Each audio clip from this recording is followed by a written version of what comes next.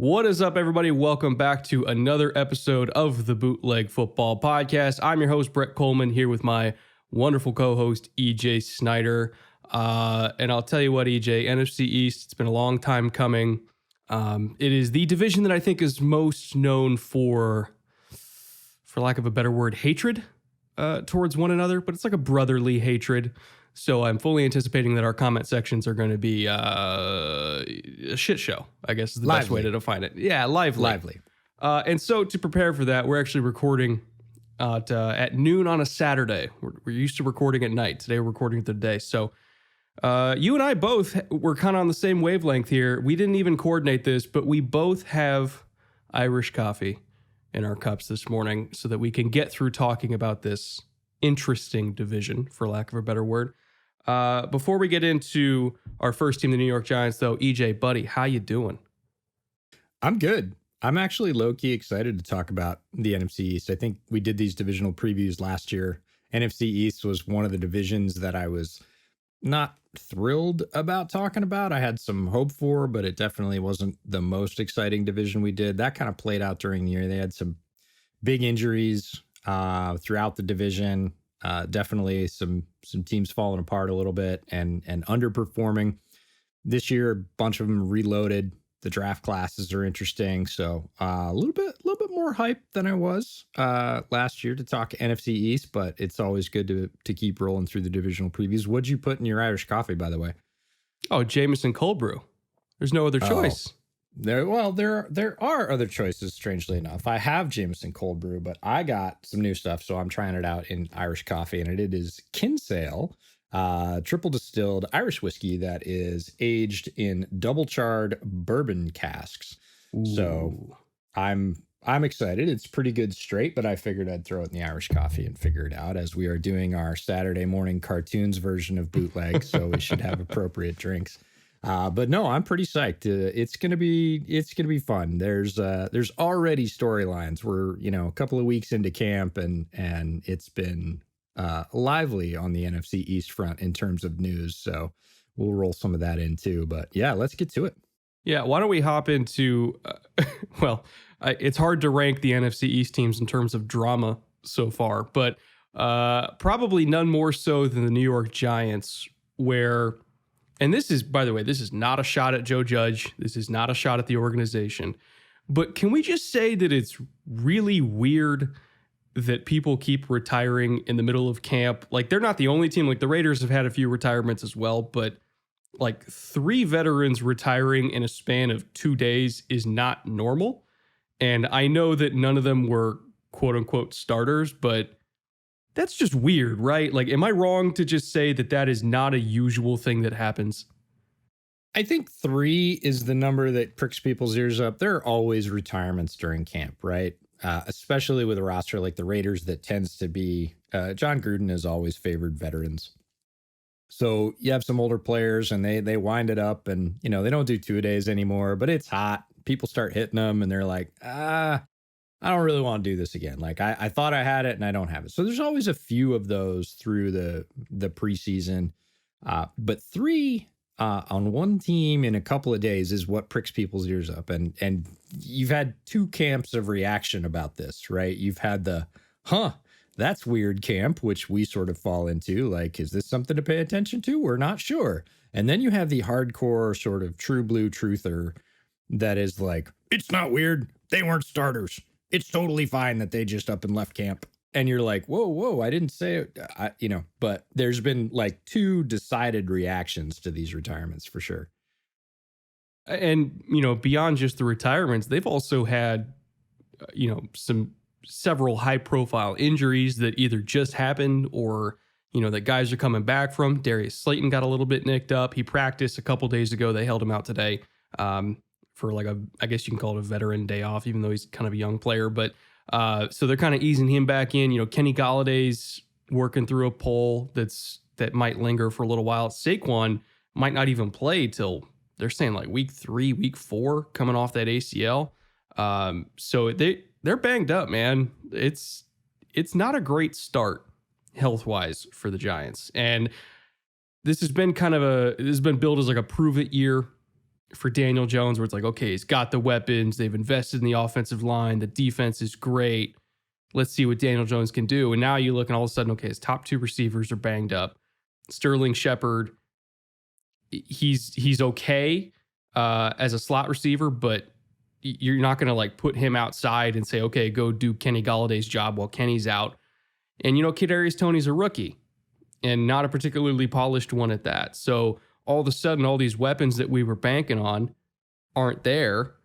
And we're kind of right back to where we were last year, where we're like, can Daniel Jones make up the difference? And I don't feel comfortable saying yes yet. The Giants are a very hard team to project. Yeah, if they come back from the injuries, if Galladay's hamstring, gets right, Saquon comes back, they keep him out the right amount of time, because I would rather they keep him out the right amount of time. And I don't care if that's half the season. I know that's, Giants fans are like, no, don't say that. But, when he's right, he's right. We're not going to know that. He and the training staff are going to know that, and they ease him back in. The last thing I want to see happen is him come back a little bit early and ding himself and miss a few more weeks and have it linger through this season. So again, if these guys come back, they heal up, it's the preseason. I'm not going to overreact. Slayton works his way back in, gets in the regular rotation. We're kind of right back to the cupboard is restocked. If that doesn't happen, if we have lingering injuries, if guys get re-injured, it's going to be rough, because Daniel Jones is not typically at his best, or has not been at his best as a pro when he's had to do it all. He's not a great quarterback to be going out there and playing hero ball. He usually ends up giving the ball away, right? Yeah. Whether it's through forcing a pass and having it intercepted, or holding it too long, trying to make something happen, and giving up a fumble on a sack, which he's done at a remarkable rate. Yeah, that's a word for it.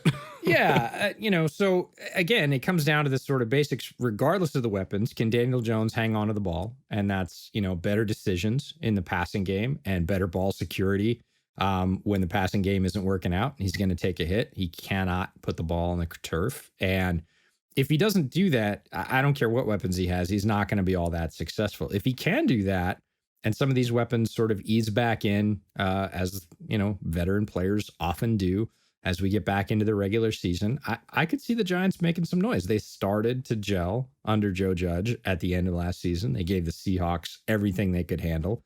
And they started to look like a team that had kind of bought in and figured it out and was getting it together.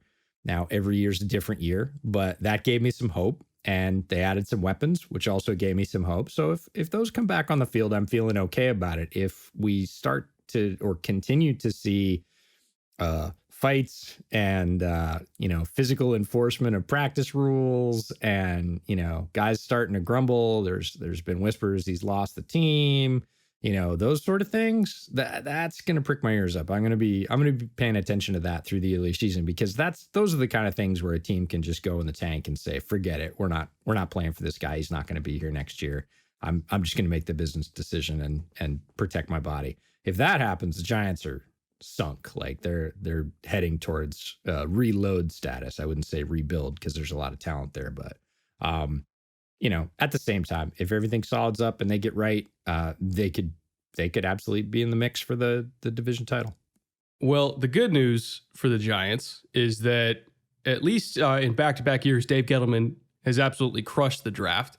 I know you and I were kind of down on him, year one, year two. We disagreed with most of his moves that he was making, I would say. But year three and year four, at least, now being year four, I think he's absolutely nailed it. Not every pick has been exactly what I would do, but at least in terms of, assessing value, building for an identity, because I think one of the big things in team building is you have to shoot for an identity and actually hit it. And I think that kind of Dave Gettleman, we're going to control the line of scrimmage, we're going to run the ball, we're going to stop the run, we're going to rush the passer kind of identity that he's always aimed for. It really reflects itself in the roster and where it's at today. So I want to go over their draft. They only had 6 picks. It wasn't a big class, but I thought it was a really, really good class.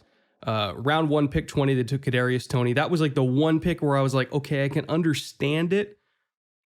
I would have like preferred Elijah Moore, but I can also see like when you watch Kadarius Toney play at Florida, the dude was untackleable. So it's like I get it. What did I value him as high as some of the other wide receivers? No, but he's still a really good player, and it was a position that I felt they needed to address even more beyond just their free agency investments to make sure that Daniel Jones was as supported as humanly possible. Because guess what? As they're finding out now, injuries happen. You spend a bunch of money on Kenny Golladay, he's out with a hammy. Darius Slayton got banged up. Sterling Shepard's a little bit older now. Like, you need 4 guys now, and so they got their 4th guy, and that might end up being a very prudent pick for them. Round 2, they got Azeez Ojulari, which I thought was a really good value. I didn't see Azeez as like a first-round lock like a lot of other people did, but he's a really good football player. Kind of reminds me of like a Whitney Merciless type. You know, he's just very, very solid, extremely disciplined against the run, smart player. Got a nasty kind of swipe move in the vein of Shaq Barrett. Like, it looks very similar to Shaq Barrett when he's kind of swiping and bending the edge. He's a really good player. Getting him in round 2, and plus he's a great fit for what Patrick Graham likes in terms of like his stand-up edge rushers. Aaron Robinson from UCF. I know you were a big fan of him. Corner out of UCF. Very physical. Very, very physical. So kind of plays into that Dave Gettleman identity of like, even when we take DBs, we're going to take DBs that want to beat you up. And then Ellerson Smith might be my favorite pick in this entire class. Getting him in round 4. This dude is a 6'7" edge rusher with 34.5, 35-inch arms that jumps over 40 inches in the vertical. He is beyond freaky. Like, beyond freaky. It's almost like a JJ Watt level of athleticism. Different kind of build. Smith is a little bit narrower, but in terms of explosiveness, length, everything like that, it's very JJ Watt. And I know that's a lot of pressure to put on the kid because JJ is like one of the 10 greatest defensive linemen of all time, but from a physical skill set, that's what I see with him. And again, getting him in the 4th round, the only reason you're able to get him in the 4th round is because he's from Northern Iowa. And it was kind of a weird COVID year where there wasn't as many opportunities for kind of teams to meet with him and work him out and stuff like that. So I think he slipped a little bit because of that. But man, he's a really good player. Gary Brightwell, running back from Arizona, and then Rodarius Williams, the corner out of Oklahoma State, round out their class. I did not watch Brightwell, and Rodarius Williams I had a UDFA grade on. So anywhere from like mid to late 6th to UDFA, it's all kind of the same pool of guys. So that wasn't a big reach for me, but I didn't watch Brightwell. Did you happen to? Yeah, I did, because he was a favorite of DJ's.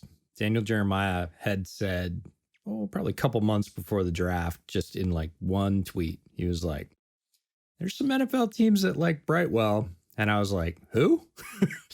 So I did. I went and watched him. Yeah, great class overall. Kadarius Toney, I'm with you. It wasn't the start I was looking for. It definitely worried me right off the top. Again, there were players I thought were sort of better long-term values, but I understand that, Gettleman and the Giants were looking for not Sterling Shepard, right? They needed electricity. They needed excitement. They needed a huge yak threat. And Kadarius Toney, although being unrefined, is that he is lightning in a bottle. He can go the distance anytime. He is entirely unpredictable, very hard to tackle. He brings an element to the Giants offense that they just did not have. So I understand that from a fit piece, from a value stance. Okay, I get it. I'm not gonna kill him for it. Coming back in the 2nd with Azeez, great value for when you got him in the draft. Like you said, as soon as I read Patrick Graham, I was like, oh, he's happy. That's a Patrick Graham pick. Super speedy around the edge. Probably the sort of most bursty, bendy, pure edge rusher in this draft. That was kind of his billing, is not necessarily the sturdiest. He's smart against the run, like a lot of guys from Georgia. Leonard Floyd comes to mind. Like, they're not heavy duty edge setters, but they're not bad against the run just because they're fast and they can bend. And Aziz, I think, had some of the most pure sort of edge bend in this draft, which is always going to push people up the ranks. But I thought getting him mid-second was tremendous. Aaron Robinson is an absolute dog. He's going to play in the slot. He is, and he showed it at the Senior Bowl too, but his tape is just up in your face, physical. Reminds me of Jason Verrett, right? Oh, yeah. Shorter build, super physical, athletic, great change of direction. Just a player I thought was really underrated in this draft. Ellerson Smith, same thing. When I went back, I watched Ellerson Smith before the Senior Bowl. I watched him at the Senior Bowl, and then I went back and I thought, because he seemed like he was falling down boards a little bit. It seemed like people were forgetting about him a little bit. And I wanted to sort of re-rank him as I had watched a bunch of other players since I watched him the first time. And I went back to the Senior Bowl 101s and I watched him versus just the top guys, just the top tackles and guards that he went against as they rotate in 101s. And he smoked all of them, like in succession, and was so smooth doing it. You talked about tools and skills. You said JJ Watt. I see a lot less power in his game, but the hand usage, the coordination, that reach, his ability to use that length to keep people off him, to go inside, to go outside, to dip even at that height, right? And be slippery around the outside, the ability to counter inside, just very, very coordinated and like sky's the limit. And I actually bumped him up a little bit when I went back and watched him. I was like, he's better than I remember. You know, he was good and I was excited about all the tools. Pro Day was great, but I went back and watched those 101s and I thought, man, those are the top tackles coming out. And he made beating all of them look easy. Yeah. So if I remember correctly, I think I had him in my same, because I kind of group him in tiers. I think I had him and Aziz in the same tier, and they ended up getting both of them. Yeah, and that's the thing is, as you think about this draft, it won't matter that Aziz went in the second and Ellerson Smith went in the fourth. If they both develop, and not saying they will, because the hit rate in the draft is 35, 40% on average, but if both of those guys hit and they end up being your edge duo, even if one of them is really high flight and one of them is what we think is average, living up to their potential, that's going to save the Giants a ton of money and give them really good production. So that was a great get. The middle slice of this Giants draft sandwich was just money. And then Brightwell, Wayne Gallman moves on. Wayne Gallman was a guy that they leaned on heavily last year and performed really, really well, but leaves as a free agent. They needed to kind of restock the cupboard. They apparently were one of those teams that DJ was talking about that saw something in Brightwell. And then Rodarius Williams is just really toolsy, right? He's not polished, but this is what you do in the sixth round, right? In the middle, you go for guys with skills, guys with size, guys with length, and you see if you can develop them. Giants like what they saw in Rodarius Williams, tall guy, good reach, and they pick him up in the middle of the sixth. He'll probably start on special teams, but a guy that could develop as a sort of rotational outside corner for them. So overall, strong class. Again, we had a little bit of a quibble with Tony at the top, but the rest of it, boy, it's, second solid class in a row for Gettleman and the Giants. Is it weird that I thought that Williams was more of a safety than a corner? No, not at all with the way that they played him. I don't think so. And again, it used to really make me angry when teams, whether it was college or pro, listed a guy as DB. When it's like, he's both, he's whatever. I was like, could you be more specific at least? Is he because I'm trying to always classify guys. And if they have skills in both, that's great. But is he an outside corner or is he a straight slot / nickel? Is he a 230-pound safety that plays in the box? Or is this a guy that can go 30 yards deep and run with, your number 2 wide receiver? Right. So, and then they're just like, they don't even tell you corner or safety. They just say DB. I'm like, Well, he, who's the guy on Miami who was a big dude, corner converted to safety? Let me look it up right now. Eric Rowe. That was the vibe I got with him, where I was like, because Eric Rowe started as a corner, and then they basically used him as like a matchup strong safety against tight ends, and I was like, I kind of like him for that, because all the other safeties on the Giants roster, Jabril, Logan Ryan, Julian Love, Xavier McKinney, they're all good players, but it's like, is that the dude that I want matching up with Dallas Goedert? I almost kind of feel like Rodarius would be better in that kind of role where it's like every single week, it's like that tight end's your dude. On 3rd and 7, you're on the field for that dude. I kind of want to use him that way. I wouldn't argue. It's so funny because I was thinking about the draft and you said Miami. I was thinking about the Hurricanes. Oh, yeah. And you meant the Dolphins and you're like, Eric Rowe. And I was like, he plays for that Miami. Other Miami. Anyways, yeah, no, there's a lot of those guys out there that I just saw in the news this last week that Ross Cockrell, who's a player that I liked him as a corner when he came out. I always thought he was a little bit better. He was drafted lower. He's been on 3 or 4 different teams. He's had some good reps on tape, but he's never really found like the niche. He hasn't found the fit for himself. And I tweeted this out. He goes to Tampa. They're playing him as a safety. He ended up having 3 picks the other day in practice playing as a safety. And everybody was like, yeah, it's not a fluke. He's been playing really well throughout OTAs and camp. And I'm like, is that, it's kind of that move, right? Is this the thing that really puts Ross Cockrell in? Like, he's not going to start at safety for them, but there's a lot of defenses that run 3 safeties a lot of the time in the NFL. Is he going to be that 3rd safety that comes in and can play, inside, outside, forward, back for them and really have versatility and can show some impact? And again, it gets back to it, and it's more that DB label that I was, just railing against, but it's true, right? They're more positionless than they used to be, and that's becoming a truer label, I think. So why don't we get into their undrafted free agent additions? I'll be honest, this is one of the only UDFA classes where I did not watch any of them. Brett Heggie from Florida, Jake Burton from Baylor and UCLA, who's a transfer. And then Raymond Johnson III, the edge from Georgia Southern. I will say Raymond Johnson was on my list to get to, but this class had like 40 edge rushers.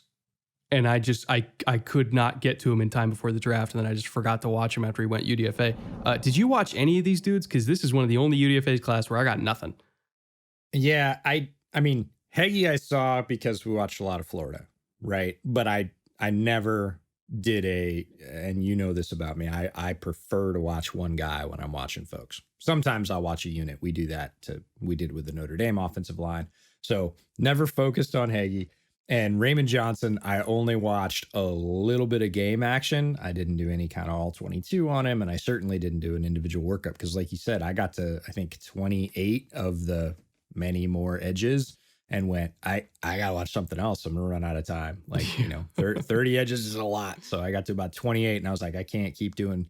So I watched him super briefly, but I wouldn't, not enough to say, oh, this is Raymond Johnson's game, right? Couple of plays, impression.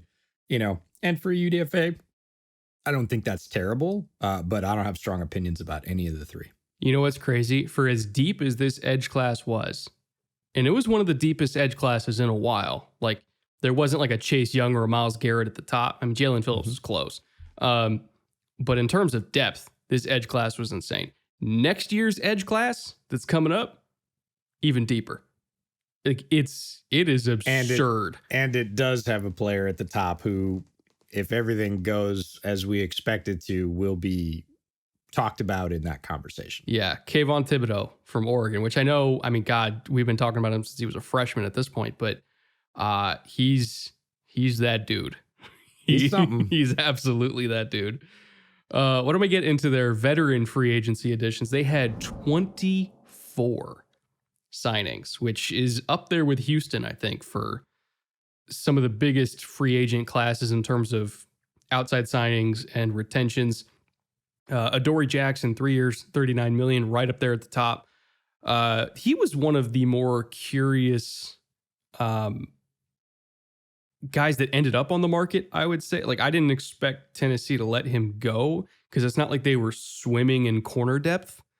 But lo and behold, Giants said, okay, we'll take him. Give me this corner that runs 4.3. And at least in the past, early in his career, shown a lot of ability, kind of taking on a cheaper rehab price. He's like, what, $13 million a year? That's a bargain basement corner compared to what some of these guys are making these days. So especially with the cap going up a couple years, you look back in 2 seasons, that deal's going to look like an absolute just crazy value.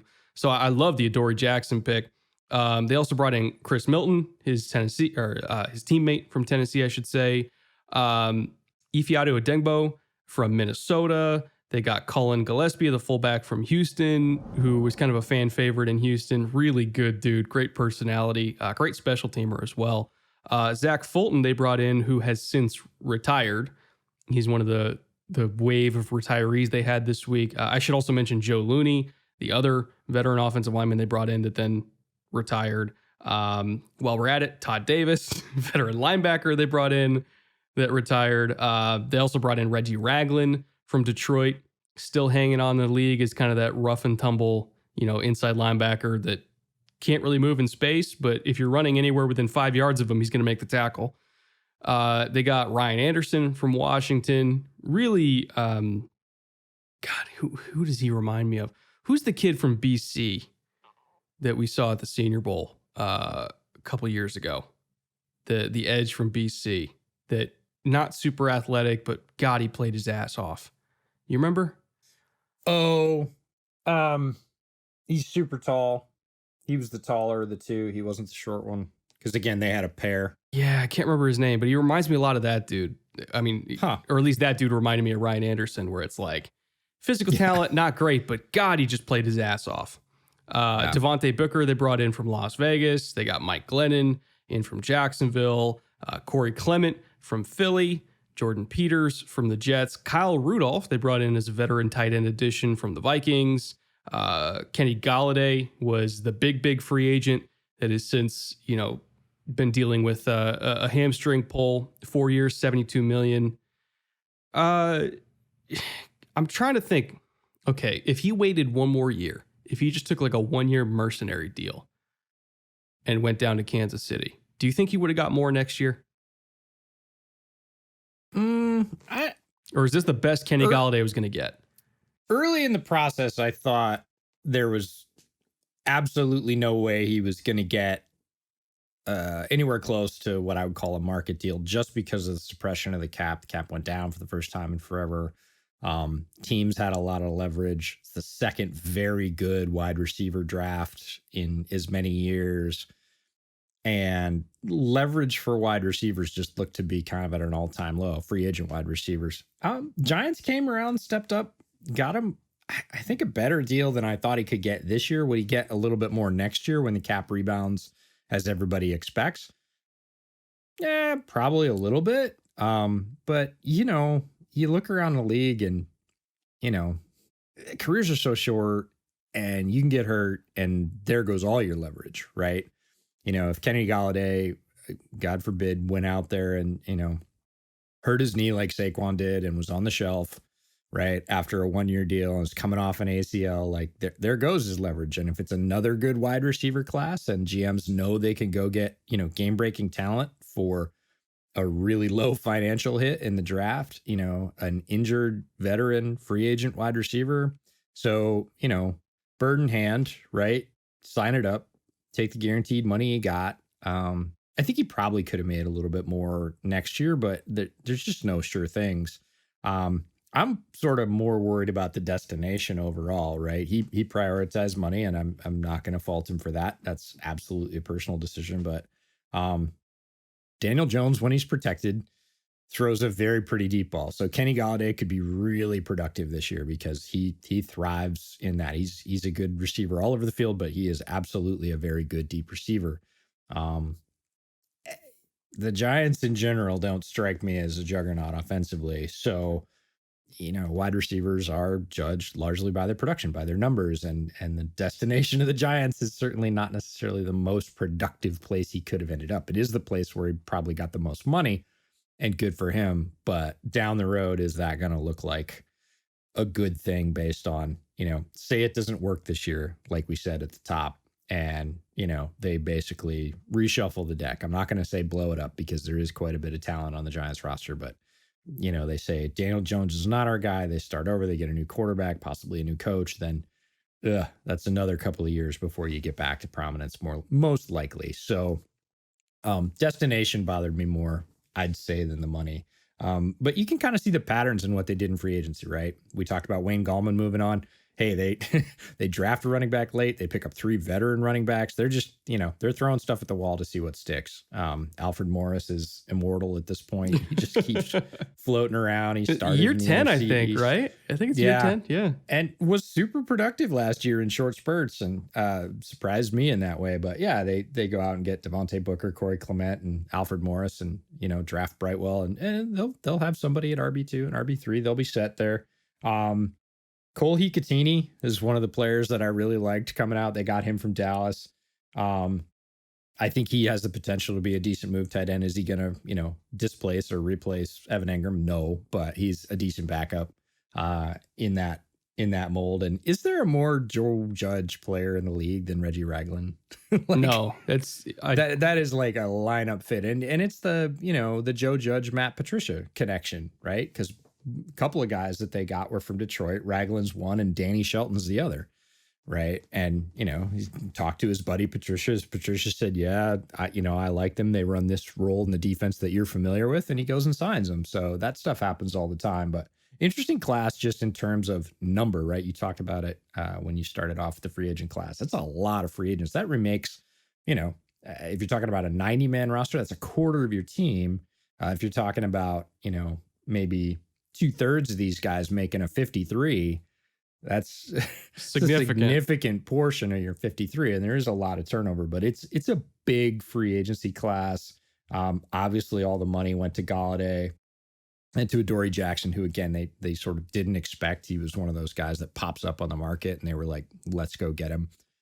They had a big free agent signing last year, Bradbury, who played really, really well. So maybe now they've got their corners locked in, which allows them to do some things with coverage that is going to let that line have a little bit more time to hunt. We'll see how that balances out.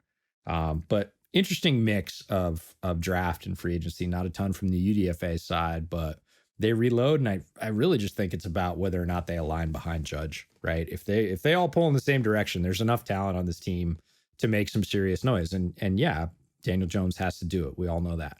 But, they could. I wouldn't be surprised if they did. If there's some cracks in the armor and there's, a bunch of people in the locker room who aren't buying in at this point, Joe Judge and his staff are going to have some tough sledding.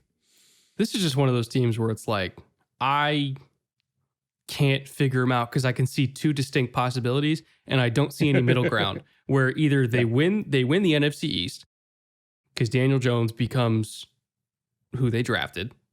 And, Kenny Galladay gets better and Darius Slayton's better and Tony pops off and becomes a crazy yak threat and Saquon comes back and he's healthy and great and the offensive line steps up because, they have a new offensive line coach this year, or I should say it's a different offensive line coach situation than what they had last year.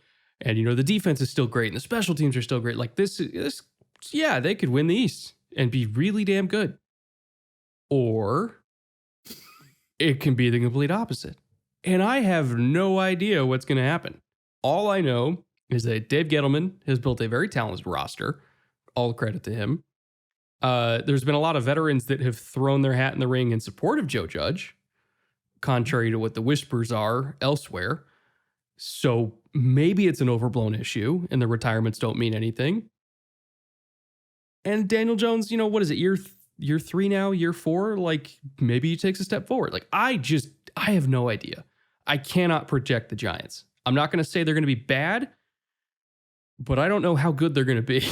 And I guess we'll just find out. Well, I think it's reflective, right? I think the comments about all this preseason tumult, which look, it's a lot of noise, right? Preseason in general is a lot of noise. And every year, 2 weeks to a month into the season, right? In through weeks 3 and 4 of the regular season, we start to say, oh yeah, that was garbage.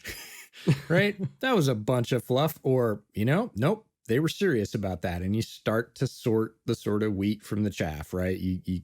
That was a real thing. That was that was really people saying, no, this kid's got it. Or, no, they're going to take a jump this year as a team, or all the other stuff, which is, oh, he's in the best shape of his life, which we hear every year in camp, right? And you start to sort it out. Weeks 1 and 2, you get those really weird results where people sort of over-index, and then it starts to settle week 3 and week 4. And I think we'll see after the first month of the season, are the Giants kind of girding up and getting ready for a run and everybody's sort of sorted it out and lined up behind Joe Judge, or are they still super messy and don't look together as a team, as a unit? And then we see the kind of, maybe this is going to be the alternate result thing. Well, why don't we get into another clearly stable franchise where nothing is going wrong ever? The Philadelphia Eagles. Man, talk about hard to project teams. This thing can also go in one of very different directions, either in the good or the bad side of the spectrum. We'll start off with our front office and coaching review. Howie Roseman going into year 12. Well, technically, I should say year 12. There was a few years in the middle there in the Chip Kelly era where he wasn't general manager. He was executive president of like football operations or whatever his job title was. But if we're just going to go from like first year that he was GM to now, it's 12 years. So he's been there forever, survived like 4 different regimes or something. It was Andy Reid, and then it was Chip, and then it was Peterson, and then now with Nick Sirianni, who's in his first year. Jamal Singleton is the assistant head coach and running backs coach. He's in his first year with Sirianni. Kind of a theme, by the way, around the league where it's like running backs coaches or assistant head coaches. Have you noticed that? There's a couple. The assistant head coach thing, I understand why it's come on. That may confuse some of the folks that are watching and listening. There are rules about levels in coaching. And a lot of times if you want to keep somebody or you want them to have that extra tick of experience, right? A slightly expanded slate of responsibilities so that they get looks in the future, the in vogue move is to attach the assistant head coach tag to whatever they are, because typically a running backs coach, even a special teams coach, isn't necessarily going to get play in those head coaching carousels, right? They're not going to pick a position coach that hasn't had coordinator experience. So if you want to elevate a guy's profile, you attach the assistant head coach. Sometimes it's an offensive or defensive coordinator, but more times than not, you're right, it's either a running backs coach. We've seen a linebackers coach, a defensive line coach has the assistant head coach tag. So it's just one of those things in the modern NFL where it's applied on, I don't want to say probably about half the teams have an assistant head coach, and it's to elevate that guy's profile and share some of those responsibilities. Because look, a modern NFL team has a lot going on, and the head coach is the front and center. He's the representative. He's a lot of times the community and press liaison, but he also has to sort of keep an eye on the whole roster. It's a lot to do. And during a given week, it's nice to be able to delegate some of those things to another guy. And that's the assistant head coach.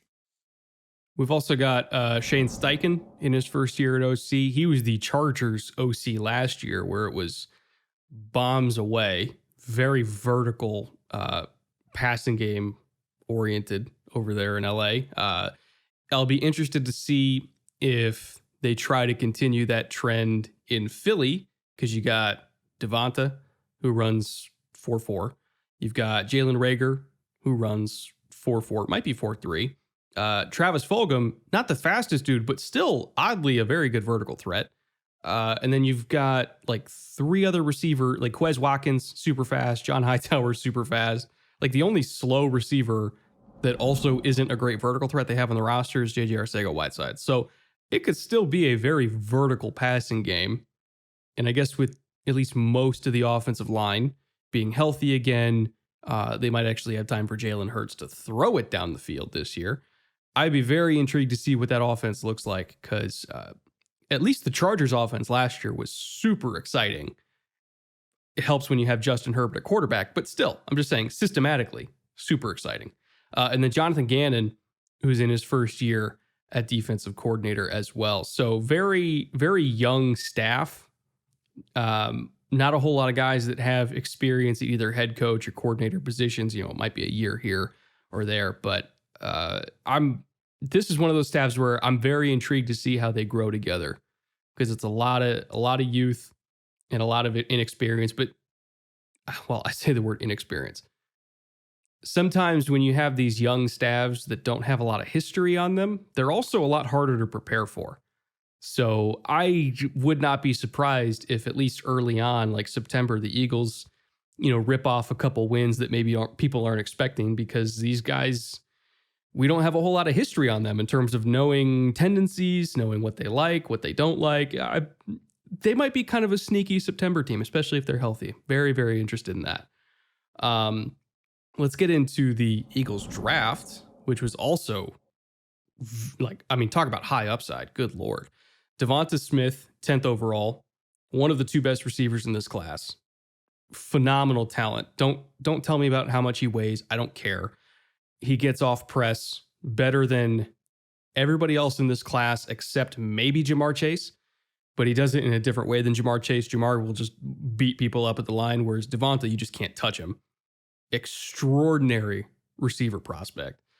I think the Marvin Harrison comparisons are pretty good in terms of play style, not to mention build. Landon Dickerson, ass kicker extraordinaire. Probably either him or Elijah Vera Tucker are the two best interior line prospects in this class. They play different positions, but Landon Dickerson is just an absolute monster. You can put him at center, you can put him at guard. He'll be successful either way. I'm not entirely sure where he's going to play for the Eagles. I haven't checked in on where they're going to have him, but the fact that he can play all those positions at a Pro Bowl level, phenomenal pick at the top of the second round. The only reason he even fell that far is because he's coming off an ACL. Milton Williams is, God, where was he on the RAS score? It was like number 2 out of like 1,200 defensive tackle prospects. Just an absolute freak of nature athlete, like Aaron Donald tier level athlete. Zach McPherson, the corner from Texas Tech, another just super athletic dude. Kenneth Gainwell. I mean, Memphis, would you say Memphis is an RB factory at this point, EJ? Well, it's the sort of offensive weapon factory, right? Because it's these guys that can play in the slot, can play in the backfield. They play a little bit of both. They transition, but every year there is a player at Memphis now that is garnering, and has been for 3 or 4 years now. This isn't, new as of this year or last year. But Gainwell's really interesting just specifically because of Philadelphia's history with small backs that are, I would say, I use the term electric, but also pass catchers. They have deep love of that position and have drafted many of them, have wanted some that they weren't able to draft. They have some, I would say, franchise greats in that role. And they continue to kind of, regardless, like you said, all these staff turnovers, they always seem to go for the, slightly undersized back that has some real receiving chops and a bunch of speed. So Gainwell, we'll see, might be the next in the line there in Philadelphia for that. They also got a trio of 6th rounders in Marlon Tuipulotu out of USC. He's basically a human tree stump. It's like 6'1", 310, somewhere around that range. Just super hard to dig out. Taron Jackson, can you call him an undersized edge when it's okay? He's 6'2", but he's also like 270.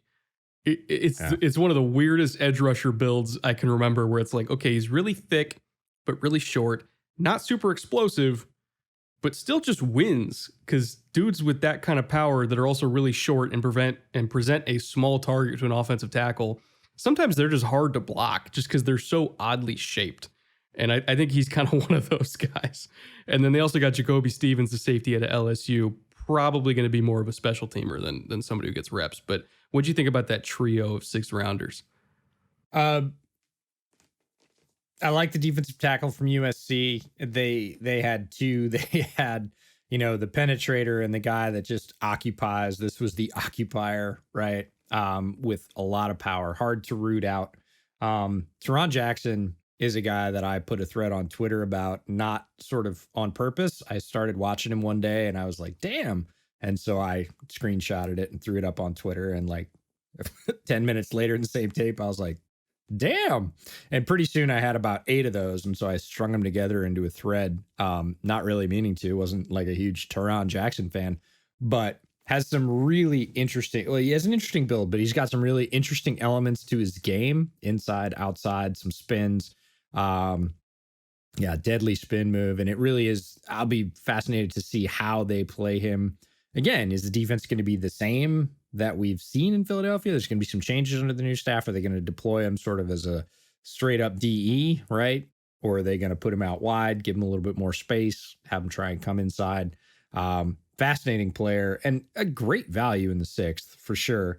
And then Jacoby Stevens is one of those guys that I got to him late in the draft, and I thought, boy, if you employ him as a close to the line wrecker, he can do. He can't do anything else. That's the thing. Yeah, but he can do that. Like you can call him undersized linebacker if you want to, or heavy safety, dime backer, whatever. But if you employ him as that sort of agent of chaos within the triangle, sort of between the hashes and from about 8 yards deep, move him around and just have him attack, he makes a lot of plays. Like going through his tape, the consistency was interesting, but he makes plays. And I mean big plays, TFLs, big run stops at the line through open gaps. Like he fires and hits. So he's an interesting player. And that skill set lines up really well, like you said, with special teams, which if you're going to be picked in the 6th round, you're going to have to be good to earn your spot there. But I could see him coming in, and again, those 3 safety defenses and him being the fire guy, right? Move around, look for a gap. If it's not your guy, get in there and just wreck crap. People were comparing him where they're like, man, if you love Kyle Duggar last year, you'll love Jacoby Stevens. And I was like, okay, similar kind of build. Yeah, same neighborhood, wrong house. But Duggar's just so different than, I mean, basically everybody. Like, not just athletically, but in terms of skill, play style. Like, Kyle Duggar is a star. I know a lot of people don't pay attention to him up in New England. You're gonna. He is a star. And he's gonna build legacy, right? Oh, He's yeah. gonna be one of those guys that 2 and 3 years from now, people are like, "Oh, I didn't think he started off that hot." And it's like, well, He's good. The Patriots didn't start off that hot that year, but if you go back and ISO on Duggar on plays he made in his rookie season, they weren't rookie plays. He's like a 215 pound, like he is a safety, but he's like a 215 pound safety that was taking on guards and shucking them and making the tackle. And it's like, as good as Patrick Chung was for them, like Patrick Chung wasn't doing that. Like very few safeties I can remember ever did that.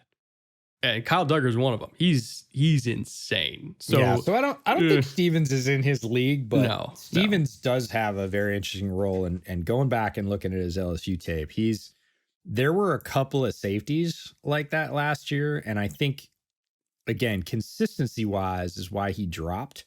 And maybe you could say limitation, right? He's not the guy you necessarily want going, 25 yards down the sideline with a receiver, but he's a good football player, right? He's a very good football player who can have some impact. Just try not to get him.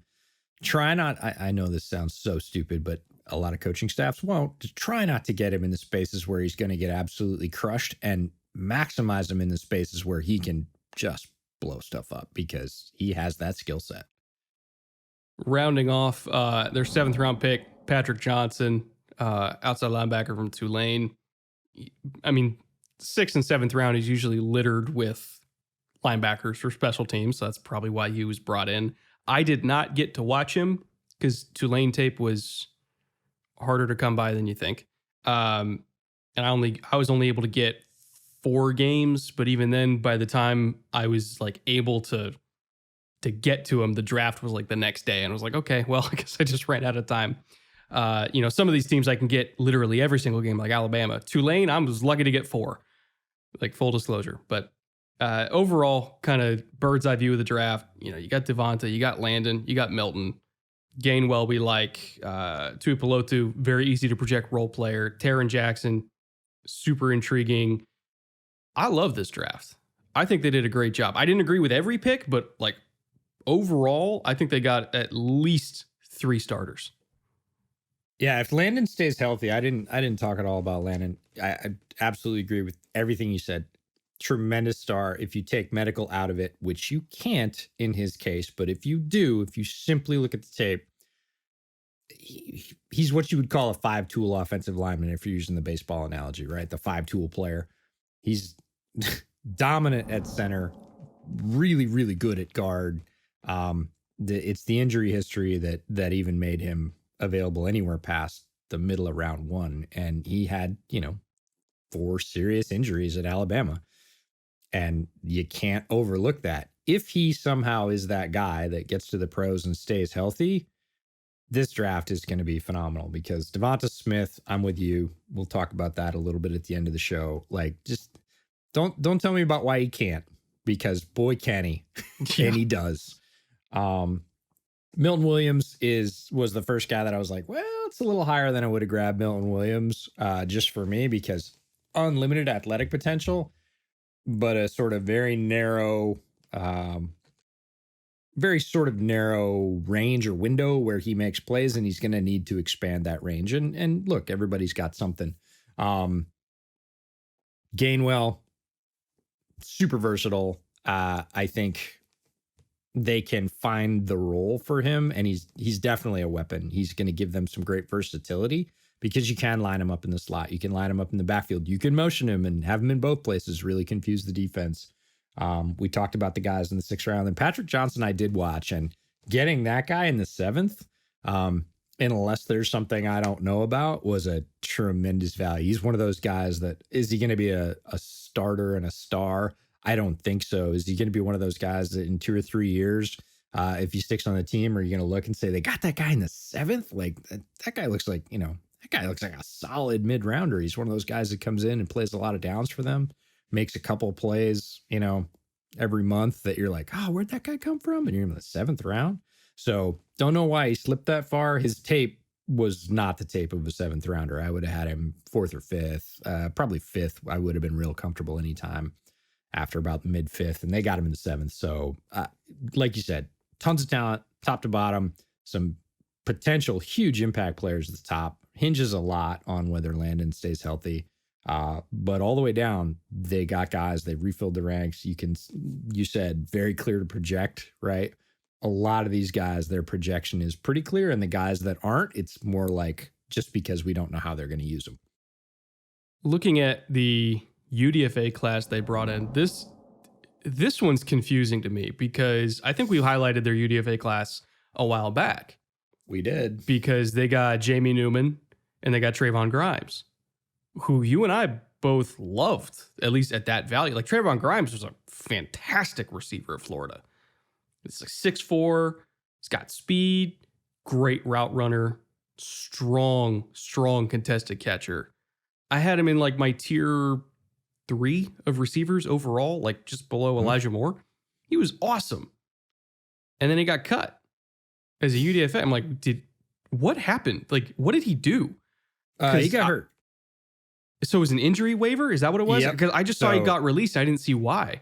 Yeah, and it happened really quickly. And again, we did highlight this class as one of our top UDFA classes because they got 2 guys with draftable grades at premium positions. They got a quarterback and a very talented wide receiver, and we were like, get out of here. Yeah. And Newman definitely had highs and lows. We talked about that in our quarterback episode pre-draft. But his highs were as high as anybody in this draft, and I mean anybody. Now, he didn't hit them all the time, but when everything came together for Newman, there were just wow moments, right? And physical talent out the wazoo. I mean, he's, big, strong-armed, mobile, able to take a hit.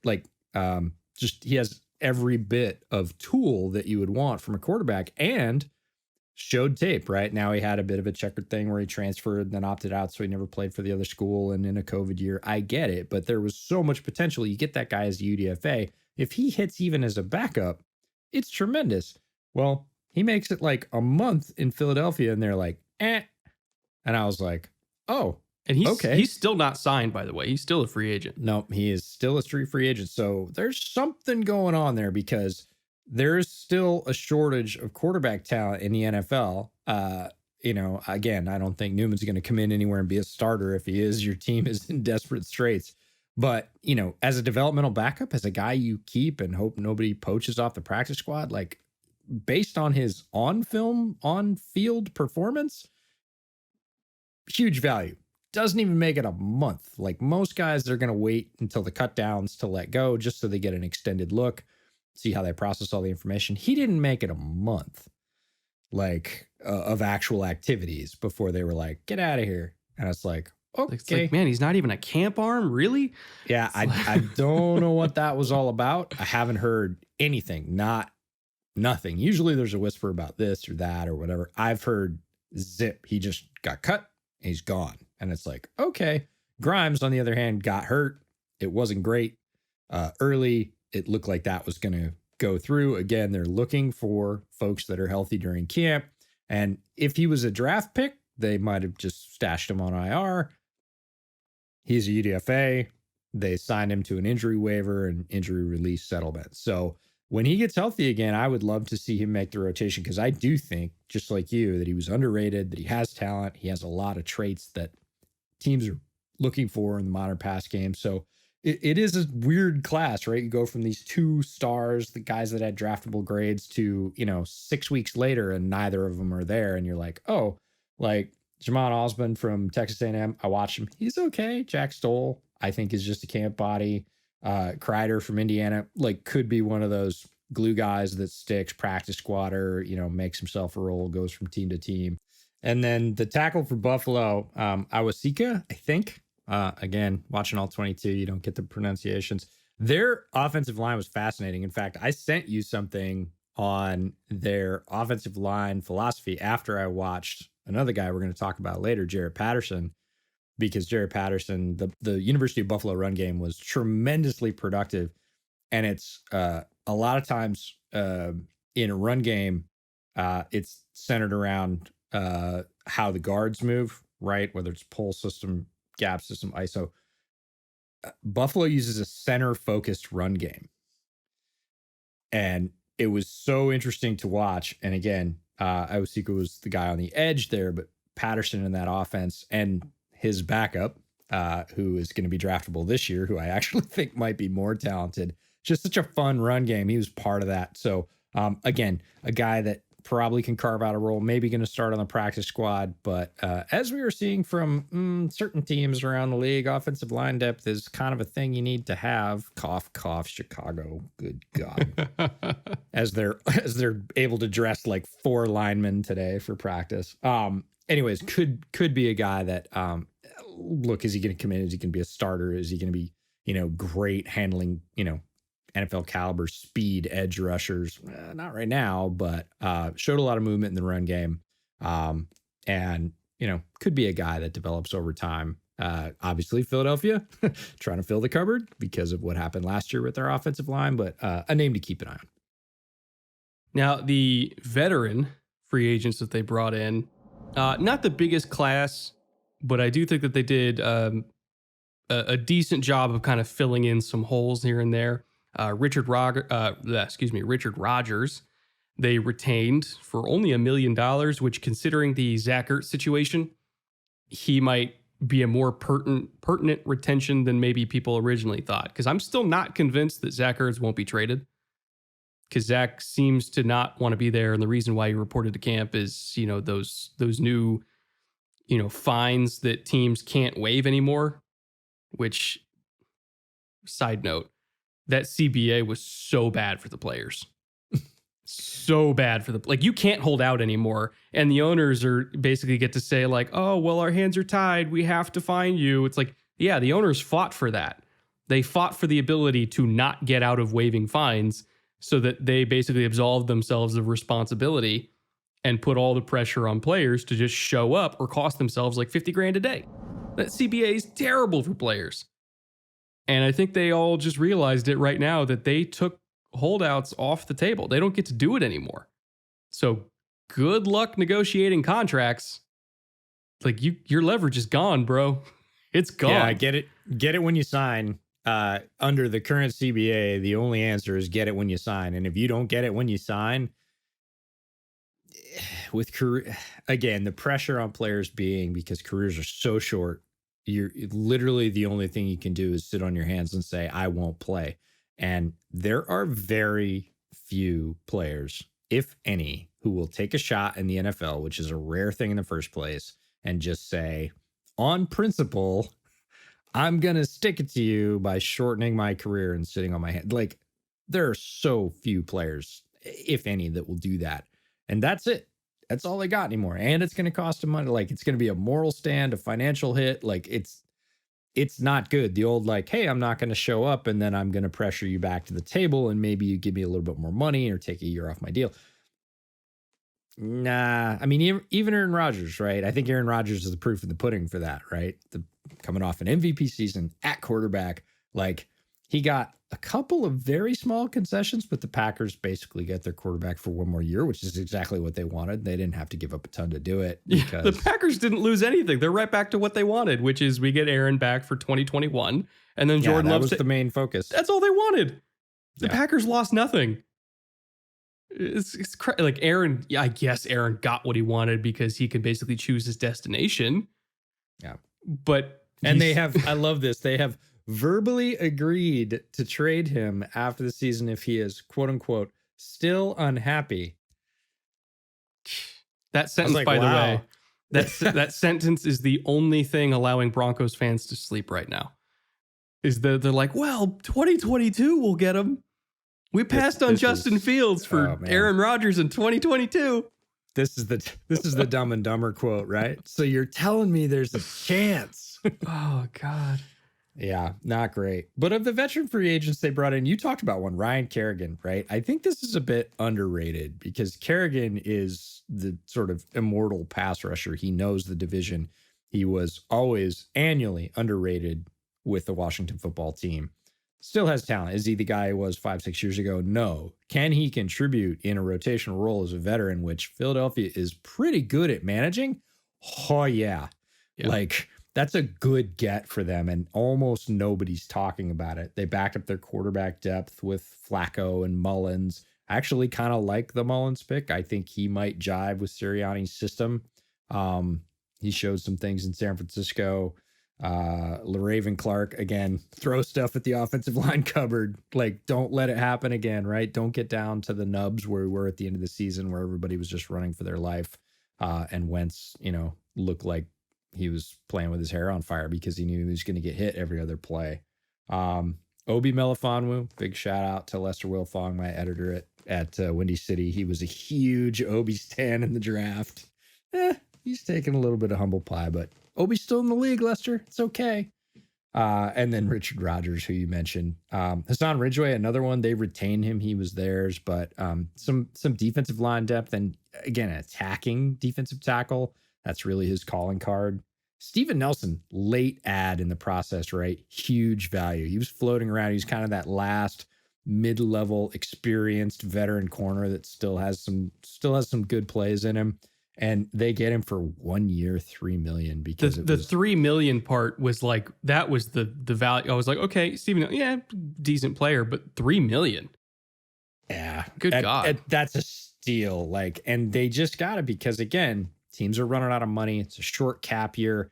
He was one of those guys that had some visits, had some interviews. There was talk. Chicago kicked the tires on him a little bit, trying to, again, add depth to the backfield. He had some choices, but apparently not that many. If you took a $3 million deal at a position where, $8 or $9 million is, I would say, low to mid-level, money. And he's going to play for them. Like, he's going to do downs. He's not just going to sit on the bench. So they got a tremendous value late in the offseason. Yeah. So overall, I thought the Eagles had a encouraging offseason. Again, we're not entirely sure what to expect out of this coaching staff yet because they're all very young, but that potentially could be an advantage for them because there's not a whole long history to prepare for here. Like there's some older coaches like let me throw out Dean Pease, for example. Dean Pease, great defensive coordinator, but there's like 20 years of tape on that. Like people that know Dean Pease have a good feel for what Dean Pease likes to do. Wink Martindale. You going up against the Ravens this year, you know what to prepare for. It is pressure, pressure, pressure. Kyle Shanahan, you're going up against a Shanahan offense. You kind of know what to prepare for, but all these guys, Steichen, Gannon, Sirianni, you're not entirely sure what they're going to do yet. So it might take a month or so for the league to figure them out.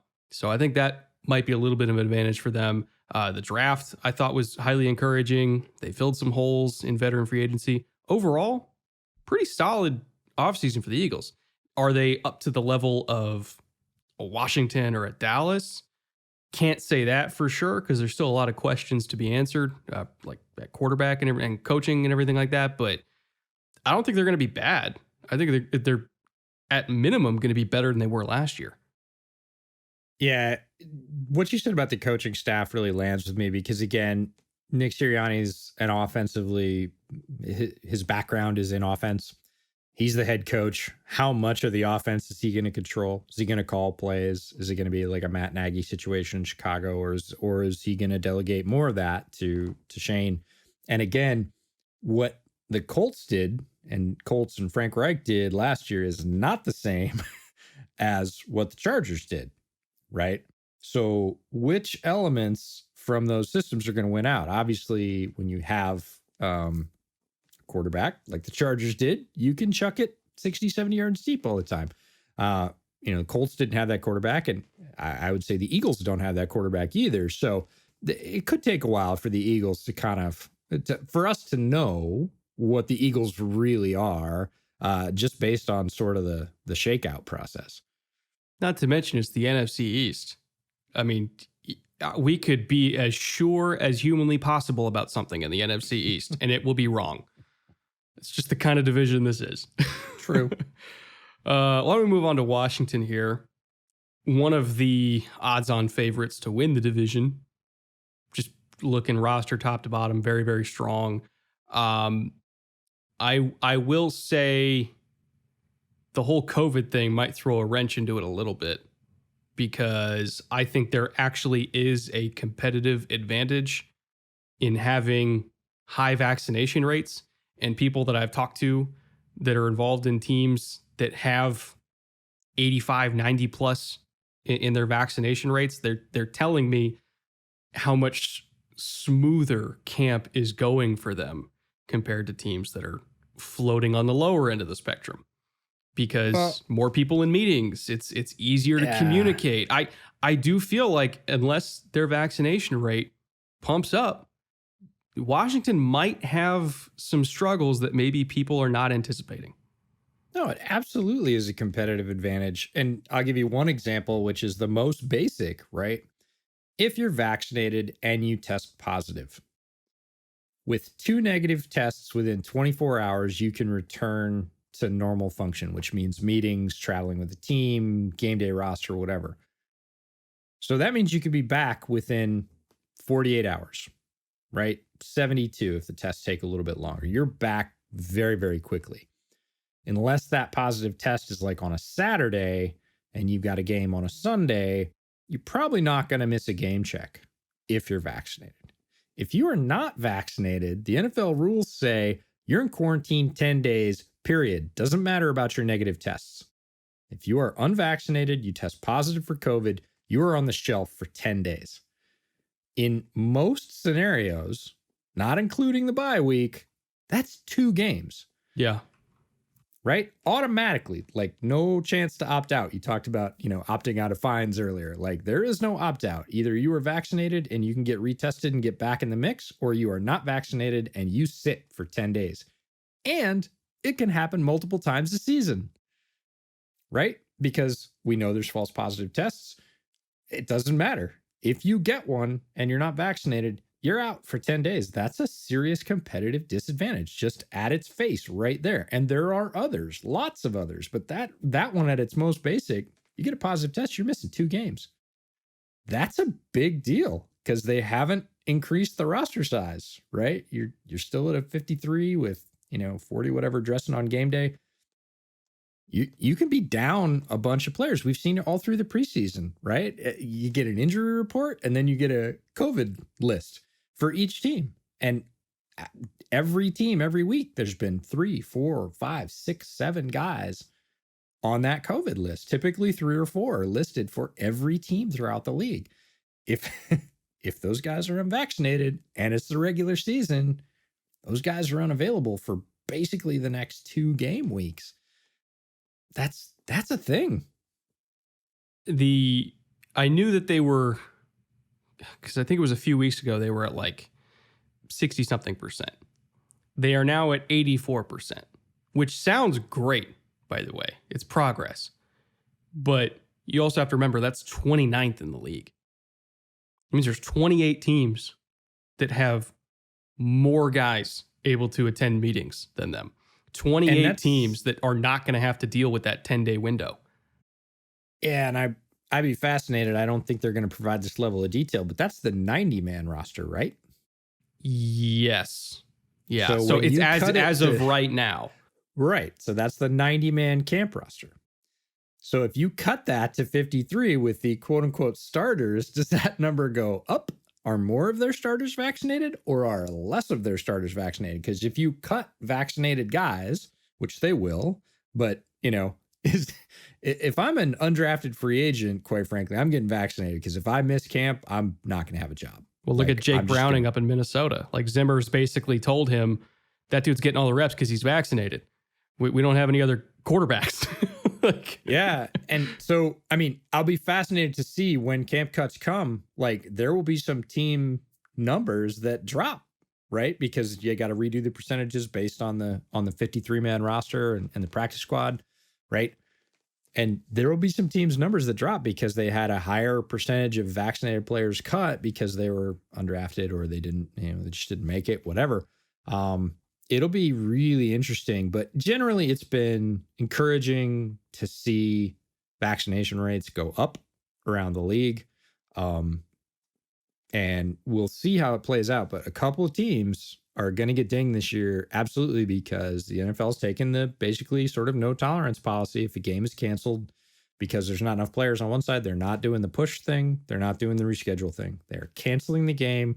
And here's the kicker, because when you start messing with game checks, people pay attention. Nobody gets paid either side. Yeah. You're going to see some friction. You're going to see some sparks. You're going to see some very upset players taking to social media and talking to their colleagues. There's going to be some very stern words. You take money out of an NFL player's pocket, and that's a game check, not a fine, not preseason, not a workout bonus. You take game checks out of both players on your team and opposing players' pockets, you're going to hear about it. It will be an issue. I think the point you made about percentages changing once cut downs happen is, I never even considered that. And I think you're right. I think percentages will, I mean, for all we know, Washington might be better than 29th among starters, I guess you could say. Could be. And we just don't know it. We might have no idea. So we'll have to check back, basically late August after these cuts happen and see where everybody's at. But as of right now, Washington is in the bottom 4 teams in the league in vaccination rate. And as good as 84% sounds, bottom 4 is equally bad. That means there's 28 teams ahead of them right now. And I think that there is a decent chance that might come back to bite them in the ass. But in terms of everything else going on with Washington football, I think it's all extremely positive. I think it's a very, very good roster. Quarterback, we'll see. Not that Ryan Fitzpatrick is anything to sneeze at, but he's also very, very streaky. When he's on, he's unstoppable. When he's off, there's no amount of holy intervention in the world that's going to help you win that game because the turnovers come in bunches. But I think that at minimum, Washington's just going to be really fun and intriguing to watch because when you get this much talent together all on one roster, it's hard to turn the channel. It's going to be this. We've marked it as soon as Fitzpatrick signed with the Washington football team. You and I's first thought was, oh man, Fitz to McLaurin deep. Like, can't wait. Just want to see Fitz bombing it to McLaurin because Terry McLaurin is a rising. I would say he's already a star. I don't even want to call him a rising star. He's a star who's only going to shine brighter in the league as time goes on. He is a tremendous receiver, and he's good at the deep ball. And like you said, when Fitz lets it go, you can get yards in bunches. When he's off, you can get turnovers in bunches. But it is going to be a fascinating watch. And that their offense doesn't stop there. It's just not a one connection show. They've built it up over the last couple of years. They have, not only intriguing role players, but possibly some other stars in the making who might break out this year. So it's going to be must-watch TV when Washington's on the TV. Now, the front office and coaching staff review, we got Martin Mayhew in year one at general manager. He's coming over after being, John Lynch's right-hand man there over in San Francisco. Had heavy involvement in building that Super Bowl roster, and a roster that for the 49ers, I think we can all agree is still Super Bowl quality, extraordinarily deep, very good in the top end. Mayhew was instrumental in helping with that. And I think, at least early returns on the draft in Washington, I think kind of reflect how good I think he's going to be at general manager. Ron Rivera, one of the most highly respected men in the NFL by, everybody. I've never heard a single person speak ill of Ron Rivera ever. One of the best dudes in the league. How do I phrase this? I understand why Carolina moved on, because it was time, and Matt Rule is great. But man, I feel like Ron Rivera never got his due credit for what he did for the Panthers. I mean, that was a rock bottom franchise that was net negative in revenue, by the way. The only thing even keeping them afloat under previous ownership was league sharing revenue. Like, they were not a top tier franchise, to put it mildly. And he turned them around and took them to a Super Bowl. He had them on the brink of beating Peyton Manning in the Super Bowl. He's a great coach, and he never gets the credit that I think he deserves. He's a great human being, leader of men, all those kind of tropes. I love Ron Rivera. He's a great coach. You can tell he was an instant rehire, right? Yeah. As soon as he became free, it was like, nope, won't be out of work for, basically a week. He's going to have an offer on the table. Very quickly, he did. And he moved on to another franchise that was in the middle of some deep trouble, right? On the field, off the field. Like, Washington has had a rough go of late, and Rivera brings stability. He brings respectability. The ability to get people to sign with a team like that, is a whole lot easier with a guy like Ron Rivera leading the show. And might have been near impossible. Probably still is. There are probably some players that are still like, I don't want to go there. I know what it was like before. You're not going to be hearing that about the team while he's there. So tremendous player, tremendous coach, super well respected, brings respectability, not only to the on-field product, but I think he works really hard in some off the field metrics as well, which he's a champion of, diversity in coaching. Is one of the guys right up there with Bruce Arians that's leading the charge. They have a female coach on staff as a position coach. Not too many NFL teams. We're seeing more NFL teams with that. Women in the front office as well. Tremendous coach. And, he's of all people, he famously battled through cancer and is immunocompromised. And he's been very open, along with Zimmer, who you mentioned, about his frustration, saying, hey, I can't defend myself. Like, I'm vaccinated, but I'm immunocompromised and I have to work in this situation. I would like my guys to have some thought towards that. And he's been very vocal in his frustration, and I think rightfully so. But if you're talking about the on-field stuff, this team is, again, they have a lot of talent, but he is starting to maximize that. And it's going to be, I think this is a year, and we said this about the Giants, and it's kind of becoming a theme, right? They could be really good or they could implode. I think the chances that they're really good are a lot better. They were building throughout last year. Would it be great if they had their quarterback of the future? Yeah, it'd be great, but they've built almost all the other parts around that so they can have a really strong product on the field.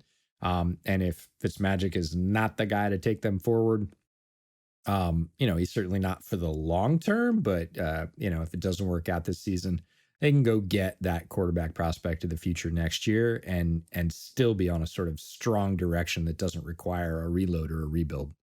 What's crazy is last year's Washington team, and I think this year's is going to be better. Last year's Washington team gave the Buccaneers a harder time than anybody in that last 8-game stretch where the Bucs went on a tear and they never lost again after the bye week. Washington gave them more problems than any other team.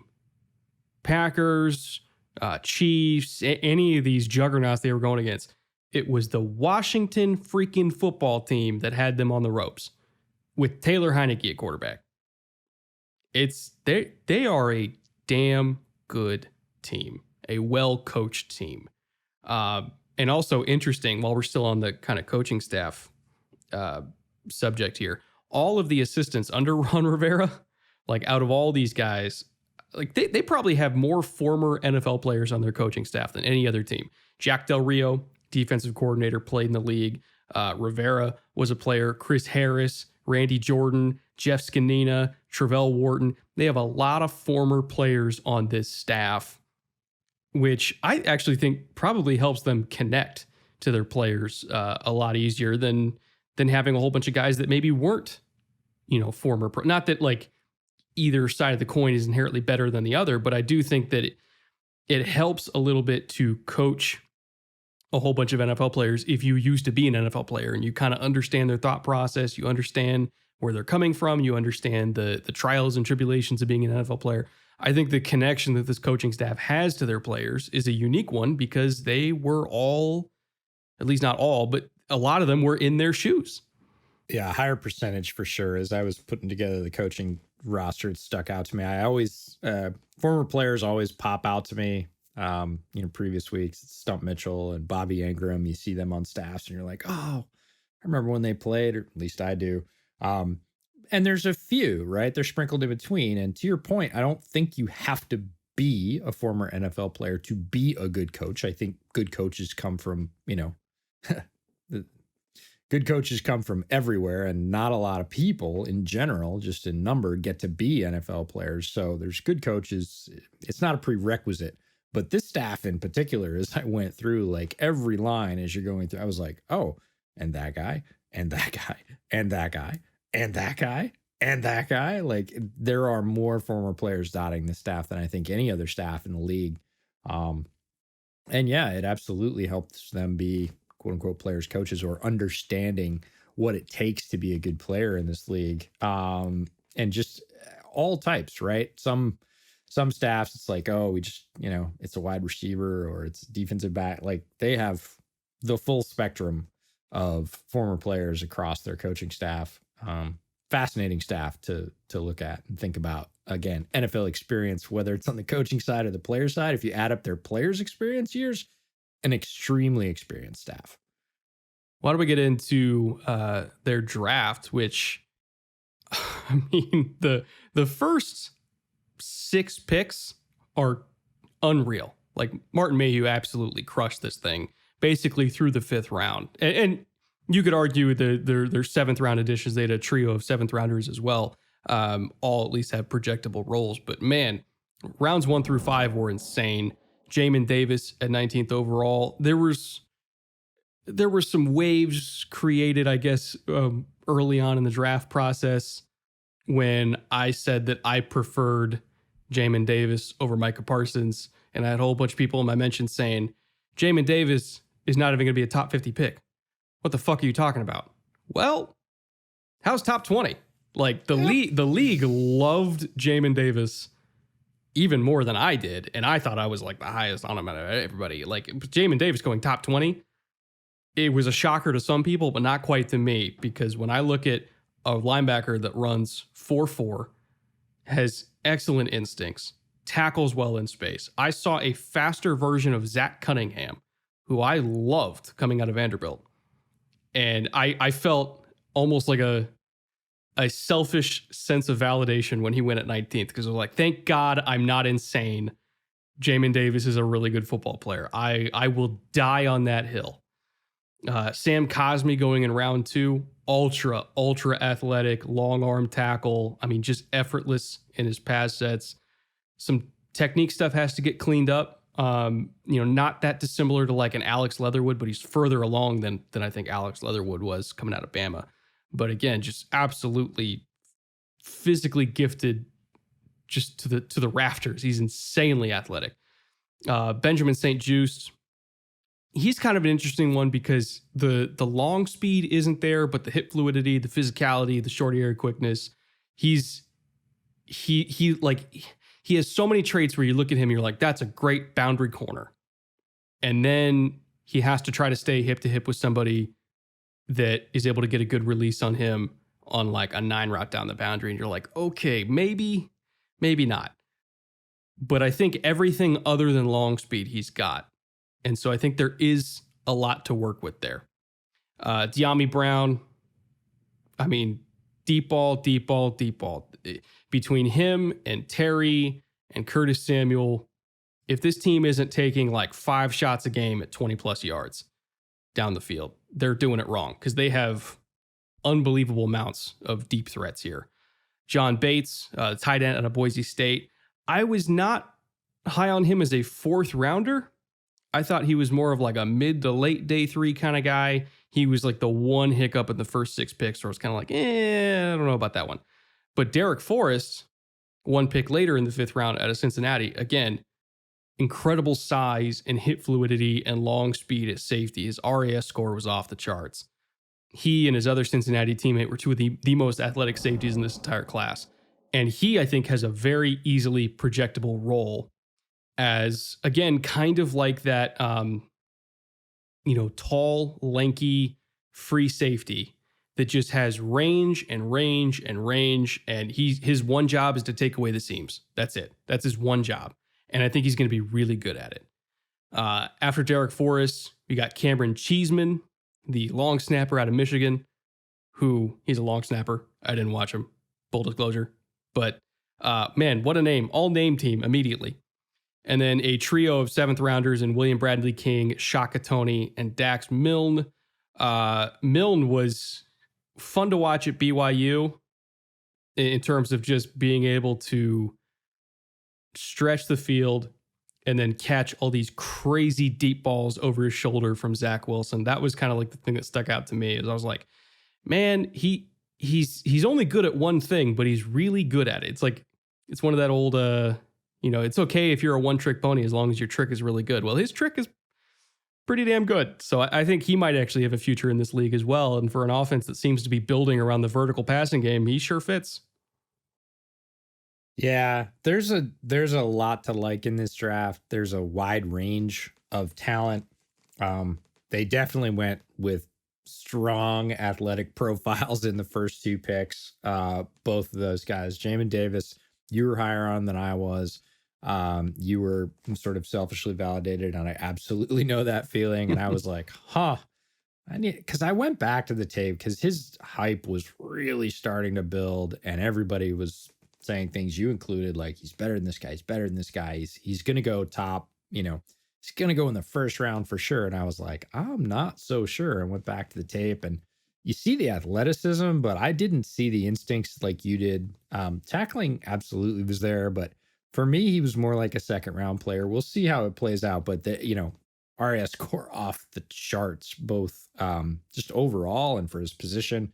Sam Cosmi, same thing. Incredible athlete. Yeah, he's got some technique reps, but even so, he still wins because he is such a great athlete, good mover in space, will develop over time. Don't know if he starts right away.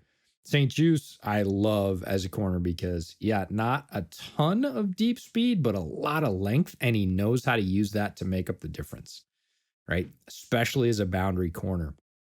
The amount of times that a quarterback's going to get 4.5 seconds to be able to unleash that, 35-yard plus bomb, not that often. And can he hold you very tightly and cover you over the top with that length in the first 2.5, 3 seconds when most plays are made? Yeah, he's really good at it. I thought he was even a bit undervalued. I think they got him in the right range. If they'd waited much longer, they wouldn't have. De'Ami Brown, yeah, vertical. And I had him rated a little bit lower than other folks did because I thought he was almost exclusively that. He made some other plays in that North Carolina offense, but he was their guy. Go deep. Hal's gonna bomb it to you. Go deep. And he's good at it, right? It's not just a hey, I was deep and he threw it to me. Like he is able to complete those catches, and that is a skill set, and he has it. Bates, the reason they got Bates where they got him, he was one of like 8 guys in this draft that had over 500 special team snaps. Oh, that'll do it. Yep. So he's not a primary tight end, but he has a strong role in 2 phases, right? He's a good blocker. He plays with energy. He is able to get open across the middle. He is more athletic. He's one of those guys, and we see this every year with a few tight ends. It's like, oh, if they used him more, he could have done more. And that's true athletically, but ton of special team snaps out of John Bates, and teams loved him for that.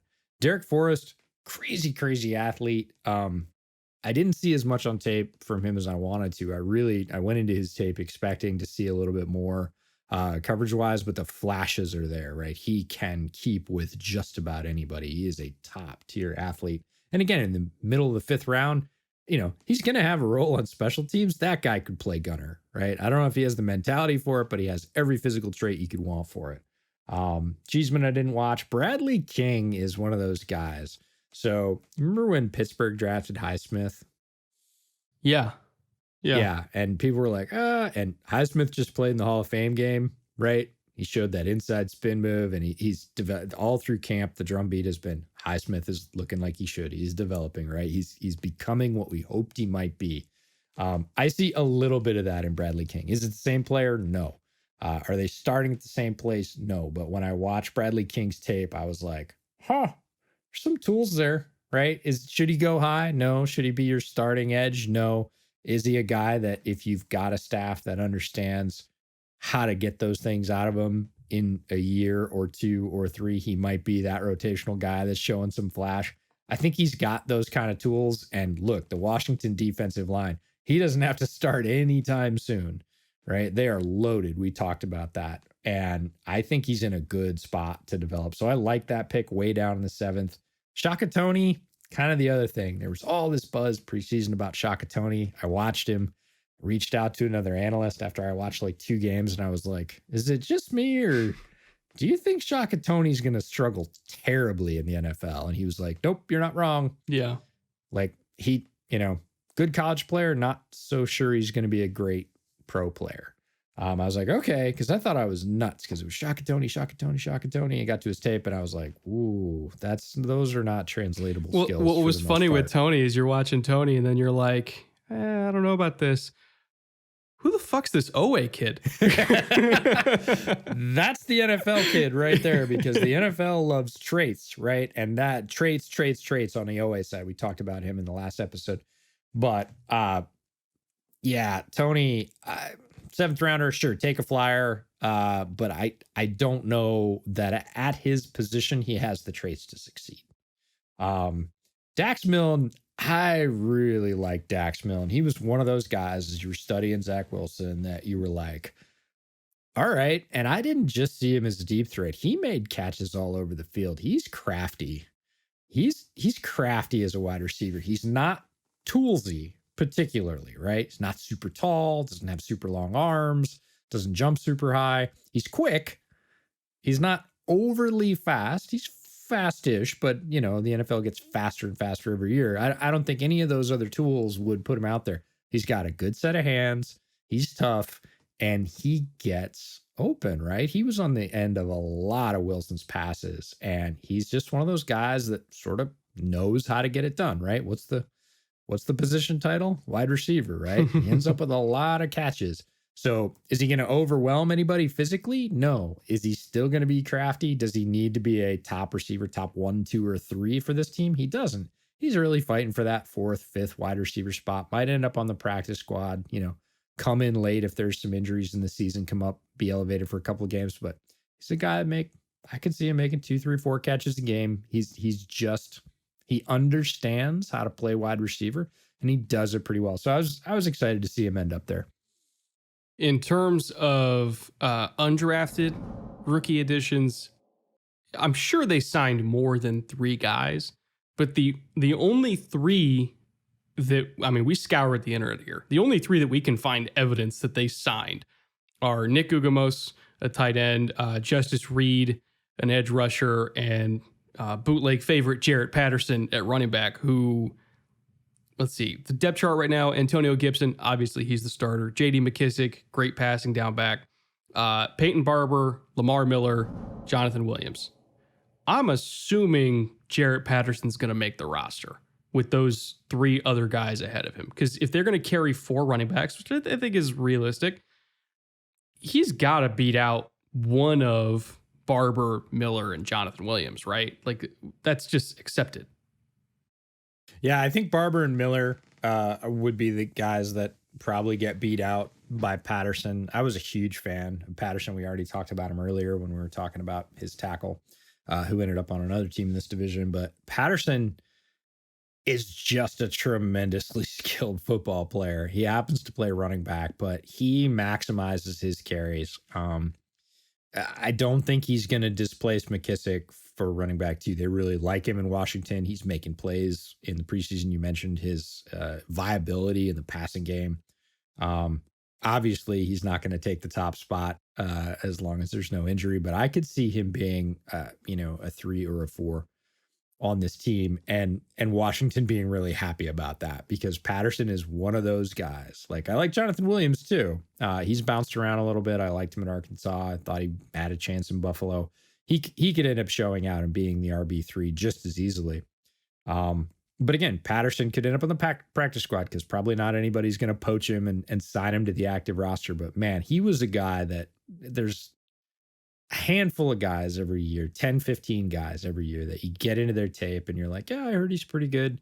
And you watch, you go to another game and you watch, and when you're like, man, look at I had a full page of notes for Jarrett Patterson after 2.5 games, like single spaced, full page of notes. And I was like, man, he's got it all. And scarily enough, the guy that Buffalo has behind him, who's draftable this year, the note I made about him is might be better than Patterson. So we'll see. Their coach left. Their coach of Buffalo is now the coach at Kansas State.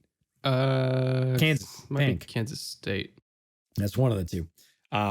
But that'll be a fun offense to watch. And it'll be interesting to see how Buffalo perseveres with their new staff. But Jarrett Patterson, a little bit undersized NFL wise. He's on the short side. He's about 5'9", low 200s, but just a really skilled football player who happens to play running back and makes the most out of every carry. So I could see him having a long career in the league, as we talked about Alfred Morris earlier, right, in this episode, who's now going on year, I think, 10, like you said. I could see Jarrett Patterson kicking around the league for 5 or 6 years. And as an undrafted free agent, that's an accomplishment, because the average NFL career is about 3 years. So he's got the skill to do it if he gets a break, and it's all going to be about opportunity for him. Running back's a tough position. Injuries happen all the time.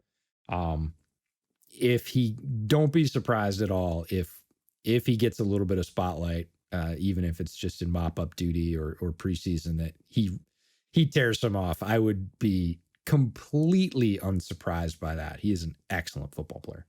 I looked it up, and it is Kansas. Lance Leipold. There you go. Yeah. So Kansas State. His coach has been there. God, struggling to remember the name. Coach Kleiman has been there for like 3 years now. Kind of a changing of the guard at KSU and Kansas, so to speak, because they had 2 legends that they're both replacing. In terms of veteran free agents they brought in, the 2 headliners, Ryan Fitzpatrick on a 1-year, $10 million deal, which, again, if Ryan Fitzpatrick is playing the way that we know that Ryan Fitzpatrick is capable of playing, $10 million, absolute bargain. You got guys like, Josh Allen making $43 million per year now. And is Ryan Fitzpatrick 25% of the quarterback that Josh Allen is? I would say no. He's probably a little bit better than that. He's obviously not Josh Allen, but he's not 25% of Josh Allen. So I'd say in terms of dollars spent to production, that's a pretty good deal. And then Curtis Samuel, for a 3-year deal at about 12 million per, like 11, 12 million per. Very, very good value. He's one of those guys where, he was like Debo before Debo, where you put him in the backfield, you give him carries. He's great on screens. He's great on special teams, underrated route runner, fearless over the middle. Just a very good, solid, all-around football player. You know what I think is fascinating about this particular one? Huh? Where'd he come from? Ohio State.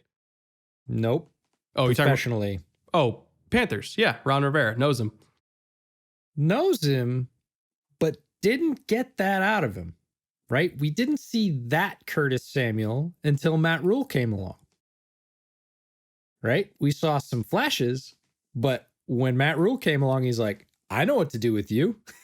I was just in college. We have a ton of guys like you. And we saw Curtis Samuel really blossom, right? In his first year under Matt Rule.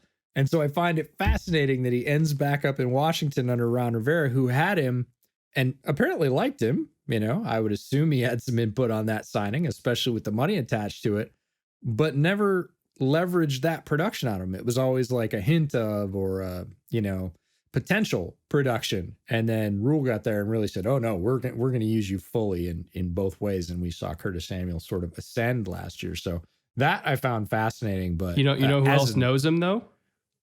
Scott Turner. Yes. Who was the quarterbacks coach in Carolina when his dad, Norv Turner, was the OC under Ron Rivera.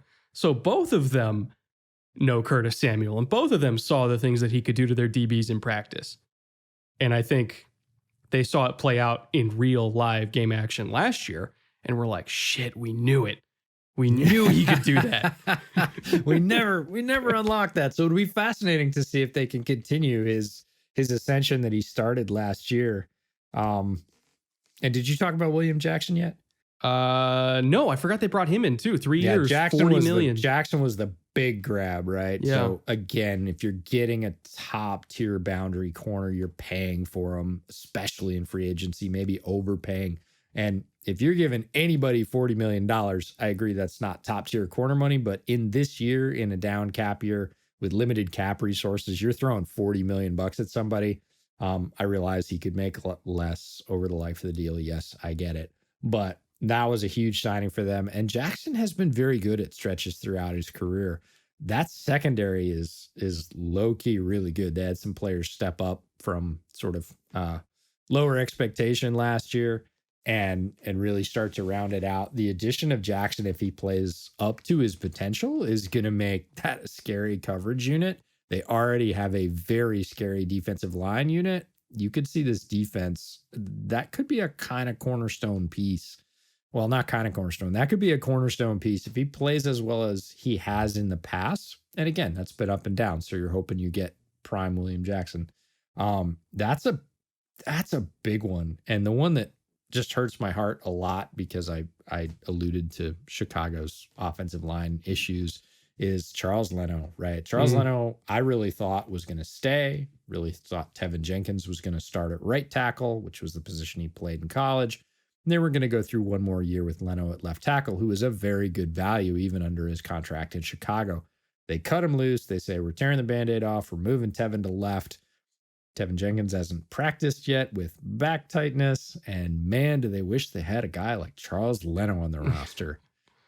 Washington moves on from Moses, and they pick up a very experienced player. You can talk about it being a drop off or whatever else, but man, does Chicago wish they have Charles Leno in the fold right now, and they're paying him 1 year, $4 million to get a tackle with that many starts in a row. It's been super durable as well. He's a mid-tier NFL tackle. Nobody's going to mistake him for a top 10 tackle, but nobody's going to mistake him for a bottom 10 tackle either. And we've seen the effect that those can have on your team, your quarterback, your offensive production. So huge sort of solidifying move for really cheap. 1 year, $4 million to pick up Charles Leno is a great deal for the Washington football team. One of the most underrated signings, not just that Washington made, but that any team made.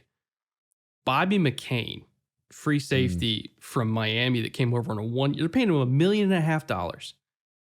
And Bobby McCain was a really good player for the Dolphins last year. You go back to that Dolphins-Chiefs game when Tyreek was ripping off those big plays. I mean, the Dolphins, they had him on the ropes. They were really putting it to the Chiefs, and all of a sudden, Tyreek gets 2 huge plays. Those 2 plays happened like on the 2 snaps that Bobby McCain left the game. Like that was like they brought in a backup safety, and all of a sudden they're like, all right, Tyreek deep post. And like that was it. Like the Chiefs do not win that game if Bobby McCain doesn't go off with a couple, temporary injuries. He's a really good player. And they just brought him, like they don't even need him. They got Cameron Curl. They got Landon Collins. They just drafted Derek Forrest. They don't really need him. But if your third safety is Bobby McCain, who honestly will probably get a lot of snaps because Landon Collins is not a true free safety, and Cameron Curl, he's better in the deep middle, but I would still rather have Bobby McCain there and then have both Curl and Landon playing kind of close to the line of scrimmage in like a 3 safety package. $1.5 million for that? That's a great deal. This is what good GMs do, though. We were just talking about it with Chicago's struggles, right? Their GM decides, hey, I had some offensive line struggles. It looks like he addresses them, and then he cuts a veteran to get the cap off the books. And now in camp, like literally they're dressing 5 guys for camp. It's crazy. They have 9 guys that they could. You do this when the opportunity presents itself.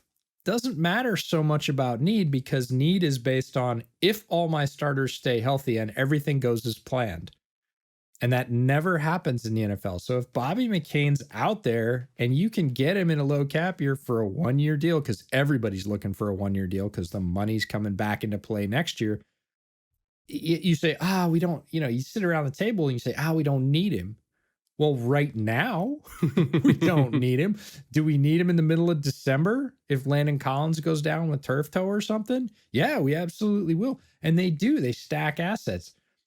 And then if you get in before the trade deadline, somebody else that's a contender takes an injury, doesn't have a ton of money, you're like, hey, we'll give you Bobby McCain for a 5th rounder, right? Is Bobby McCain straight up worth a 5th rounder? No. If you leverage it the right way and you have a surplus and the other team doesn't, do you get a 5th rounder for him that, again, you can package? This is what good GMs do. They take advantage of what the market brings to them. And that's a perfect example with McCain. Not a high profile signing, didn't really need him. Get him for a great value. If he turns out to be extraneous, try and move him for a pick. If not, he gives you tremendous depth for the year. I take exception to what you just said, because I'm sorry. If Mo Sanu can get moved for a 2nd round pick, Bobby McCain could go for more than 5th. Take the outlier. Go for it. Oh, man. Take one of the worst deals in NFL history. That's got to be up there, right? I've heard it discussed, right? I don't think it is. If you really go back and look, it's in the hall of not very good. What player became of that pick? Who did Atlanta get for that 2nd rounder? I can't remember, because I have no idea. Good, like straight up no idea. But it was a terrible choice at the time. It was a terrible choice. I remember even people thinking at the time, they were like, "Whoa, Bill, come on now." Oh yeah, and it's one of those things where they announce like that he got moved for a pick and it doesn't come out immediately. And people are like, 5th rounder, maybe 4th if it was bad. It's like 2nd. And everybody's like, you're kidding, right? They're like, no, it's a 2nd. And you're like, are you sure? Is that a typo? Right? No, it's a 2nd rounder for Mo Sanu. And you're like, huh. Yeah. That's all you got is, right. huh. It's like you're still winning Super Bowls, but come on, guys. That one was not Come on, guys. Not wise. Why don't we move on to our last NFC East team? Perennially, the most interesting to talk about.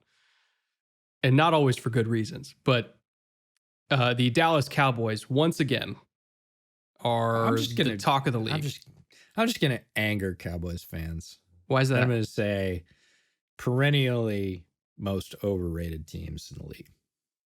Well, I don't know about that, because I think, the whole 8-8 thing was such a meme. I don't think people, like, maybe some Cowboys fans would the Skip Baylesses of the world would get on TV and say, we're going to win the Super Bowl. But I think 90% of football fans for a very long time, particularly in the Jason Garrett era, would look at them every year and be like, 8-8, 9-7. And for the most part, they were right. No, and I don't disagree that folks that pay attention to the league understand what the Cowboys have been for a very long time.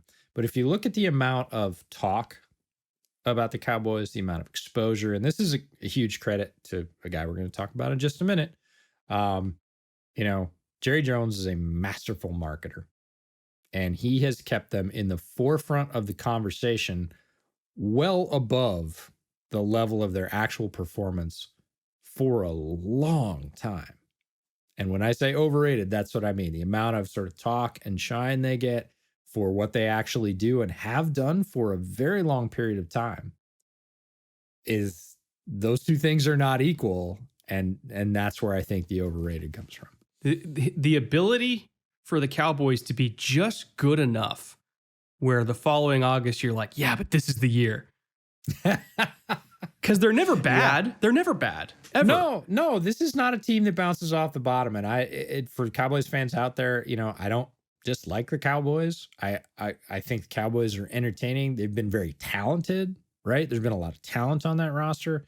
They've been interesting. Like you said, they're not that team that you just write off after like October. You're like, I'm not watching their games anymore. They're, but they, at the same time, it is so solidly locked in the middle. And I think it is. I think that's the narrative every year. If it goes right for the Cowboys this year, contenders, and they haven't been contenders in a long time. The only Cowboys game that I can remember in the last, so I started working at NFL Network in the 2012 season. So we're year 10. I'm going on basically 10 straight years of watching virtually every single NFL game, every single week. The only Cowboys game in that span that I can ever remember actively not enjoying watching was this, and Cowboys fans know this game too. It was this horrific game against the Eagles where even like Joe Buck, who it was like America's game of the week against the Eagles. It was an afternoon game. I was in the red zone control room at the time. And like there was only like 3 games going on that afternoon because in the afternoon window of red zone, like you got to hope that it's good games because you can't just cut away to 6 other games. And it was so fucking awful. It was some of the worst football I've ever seen in my life, where even Joe Buck was like apologizing to the audience for how bad this football game was. And like we are like 2 games were at halftime and this game was the only one on, and we were toe tapping in that control room trying to get the audience through this monstrosity of a football game. And this was like 2016, maybe I think it was the 2016 season. And like that was the only time in 10 years that I actively didn't enjoy watching a Cowboys game, which is saying a lot because that means there's hundreds of other games where, regardless of if they're good or if they're not good, they're at least always entertaining. And I think I will credit the Cowboys with that, is regardless of what the state of their organization is, they're virtually never boring.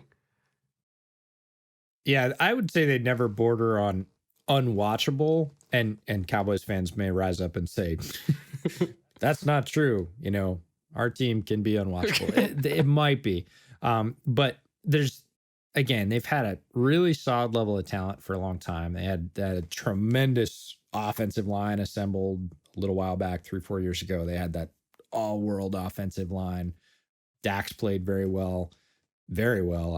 I'm a Dak supporter, have been since he was drafted. And he's ascended even past where I thought he would at this point of his career. He's been very, very good. Underrated, I think. They love offensive flash. That makes them interesting, right? We're gonna talk about how their roster is comprised. It is not a boring roster. It is not a hard to watch roster. If anything, if Cowboys fans did say it was hard to watch, it's again because they have expectations up here, and Dallas comes in right here, and that I'm thinking of the Scooter Magrooters of the world who are perennially frustrated by that performance. Well, with all that being said, EJ, this is the year. It's gonna happen. Oh, Christ. Yeah, no, it's a very talented team. And again, they're never boring.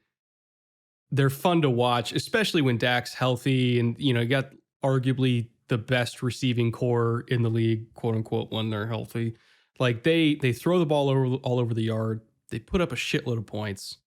The defense should be better this year, just by virtue of the fact that you've got Dan Quinn coming in at defensive coordinator instead of Nolan last year, who, I mean, even Cowboys players are telling you pretty much out in the open, like, we didn't like Nolan very much. We love Dan Quinn. We're buying in.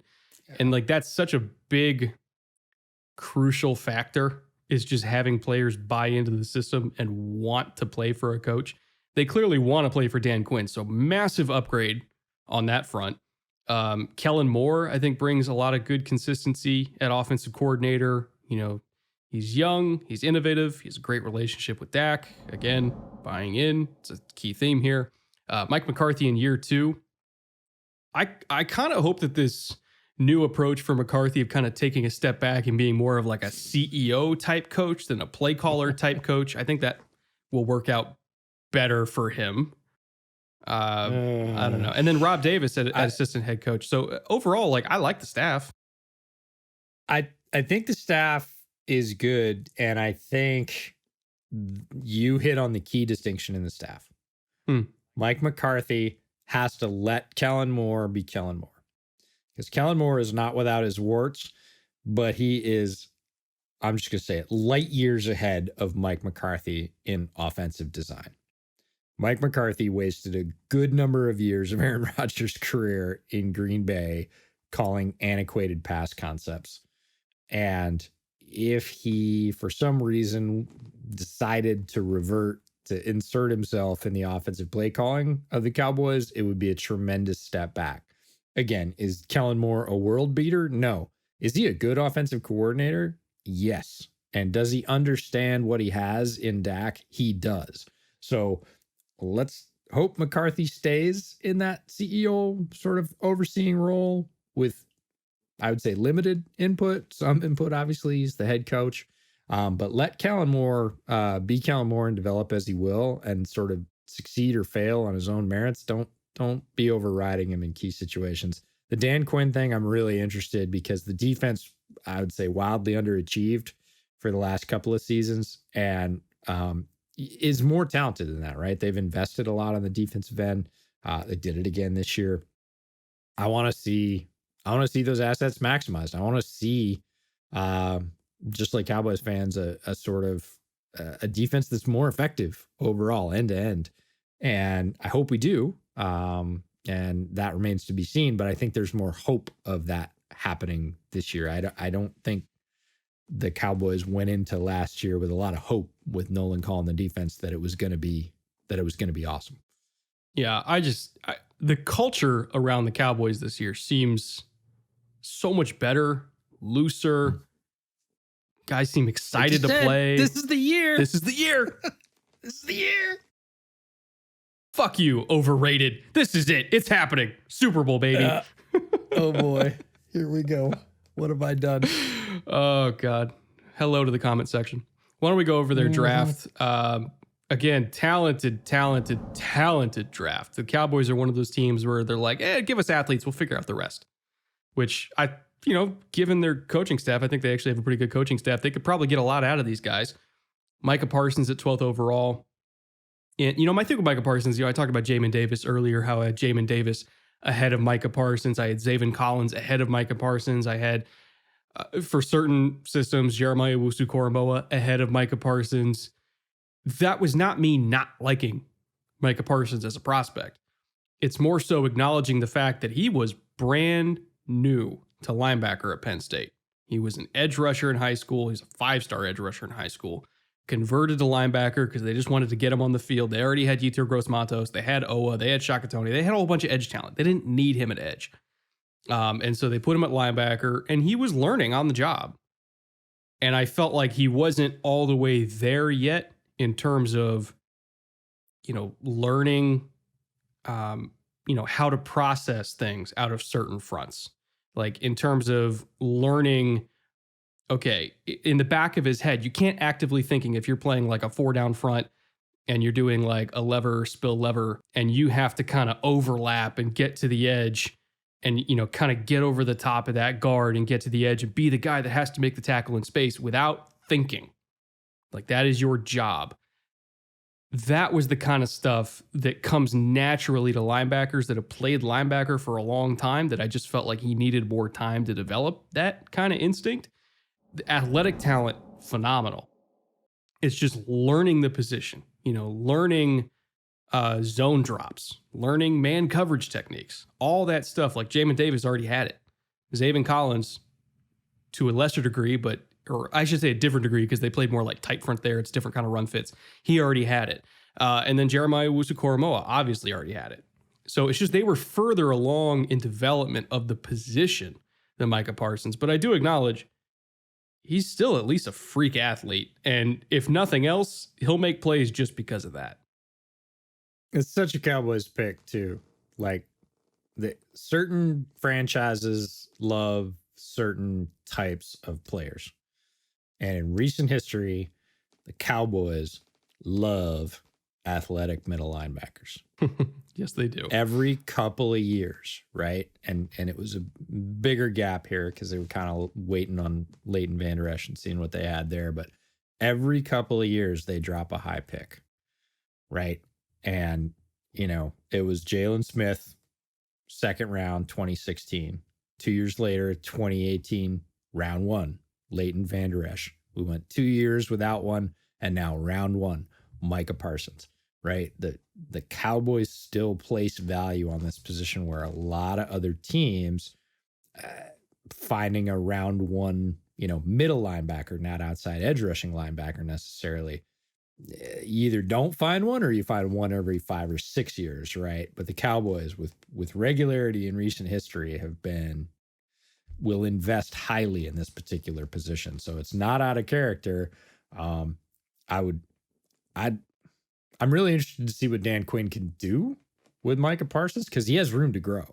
That's the kind of scary thing about Micah Parsons is he's immensely talented. He already makes plays with that, and he is not at his ceiling, right? Athletically, he's not one of those guys that's going to take a huge jump with pro conditioning. He's already a really good athlete, right?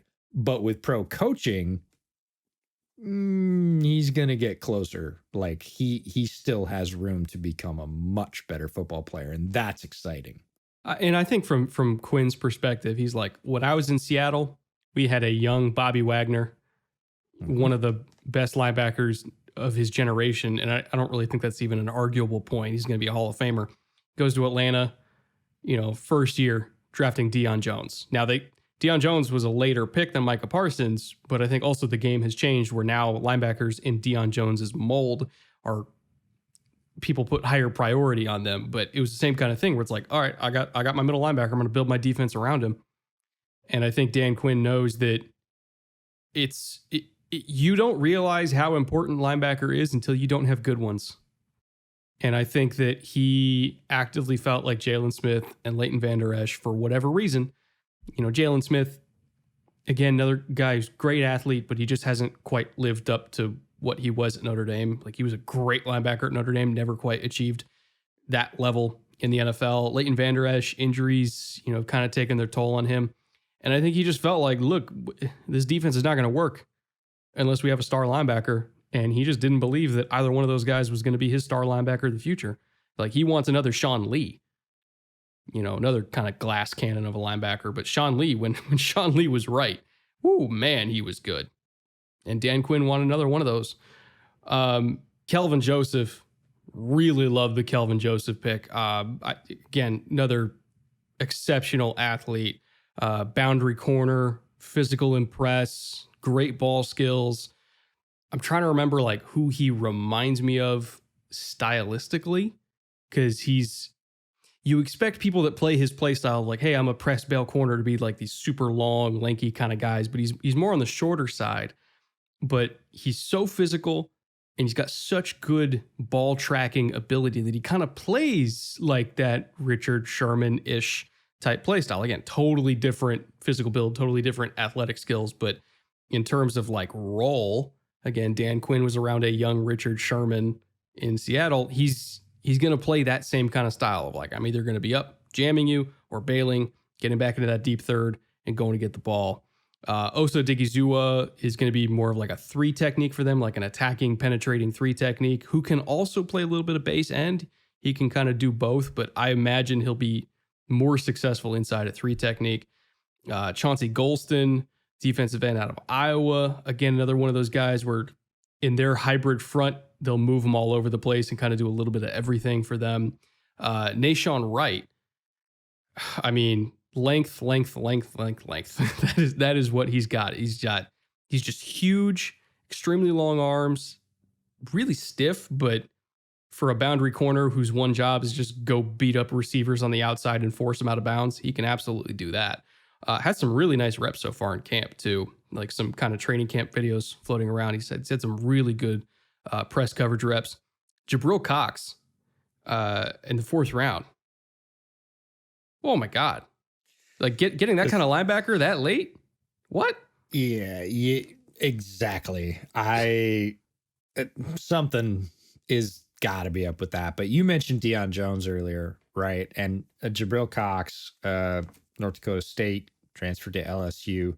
Tremendous player versus the pass. He's not just a pass coverage linebacker, but that is the strength of his game, strength of linebackers in the modern NFL. And because Dan Quinn's there, has experience with a player like Deion Jones, my stock, my hope for Jabril Cox is through the roof because super talented player and a great value there. And he's, in particular, when I look at this system where it's like we are going to play a lot of like match cover 3 and stuff like that, he's going to be what's called the 3 up is 3 player, which means if there's like a 3-by-1 set on offense, which a lot of the league is doing a shitload these days because that's kind of overloading one side, and then you have like an ISO on the backside, and then you just try to like scheme up zone busters on the front side. If you have a 3 up is 3 player, and this was Bobby Wagner's role in Seattle for the longest time when Dan Quinn was there, still is, to be honest, whose number one job is to carry the number 3 receiver up the backside seam so that the free safety doesn't have to worry about it.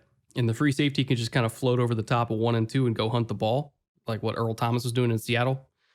That is a tremendous advantage for the defense because typically the number 3 receiver, or the inside slot receiver on offense, is going to be your biggest matchup weapon because most of the time they're going to be matched up with a linebacker. But if you have a linebacker that can cover well on a wide receiver, like what Jabril Cox did at LSU, because they used him in that same capacity as a 3 up as 3 player and let the safeties just go hunt elsewhere, and he held up very well. Again, that kind of takes away the biggest matchup advantage on an offense. And then you have 3 over 2 on the other receivers, so they're not going to get open. And then on the backside, you've got either Kelvin Joseph or Nashawn Wright or whoever as your ISO corner. And as long as he wins that one-on-one, there's nowhere to throw the ball. And all of a sudden, your front 4 can get after it and get a whole bunch of sacks. And that's what the Legion of Boom was built around, was we have Bobby Wagner taking away number 3. We have Earl Thomas taking away number 1 and 2, along with Richard Sherman. And then we had, they had a rotating cast of corners on the backside. As long as Bobby held up and as long as the backside corner held up, all of a sudden you got Michael Bennett getting sacks. All of a sudden you got Cliff Averill getting sacks, and there's nowhere to throw the ball. That is what this defense is going to be built around, is Jabril Cox being the 3 up as 3 player, these corners winning isolated backside matchups, and the front 4 getting a metric ton of sacks. Yep, that's their hope for sure. And I would be remiss if I didn't thank Dallas for this draft at some point, because if Dallas doesn't get pipped for their corner, right? It's cool that they got Kelvin Joseph, but if they don't get pipped for their corner and say, and go hunting, Justin Fields doesn't end up in Chicago. You're not wrong.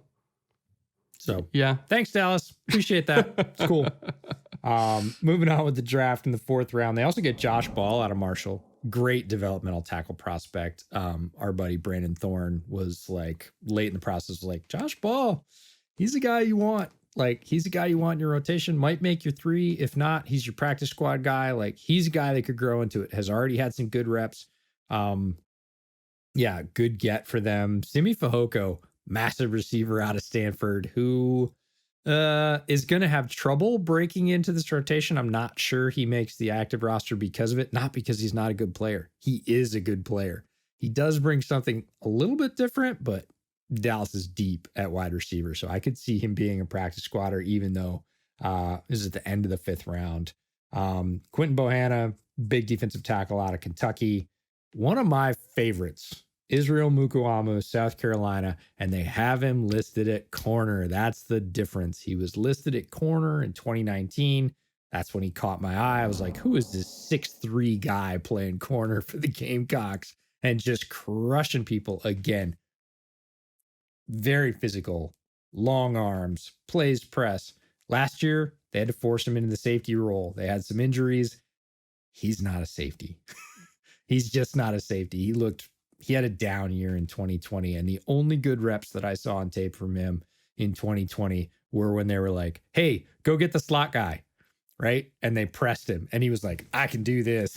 He goes up and just smothers a guy in press because he's so long, so tall, super physical. It's like, that's what he should be doing. So if they play him at a stand-up press corner role, Dan Quinn understands long physical press corners. Mukuamu, stock up for that guy again because of the match of the system and the coordinator.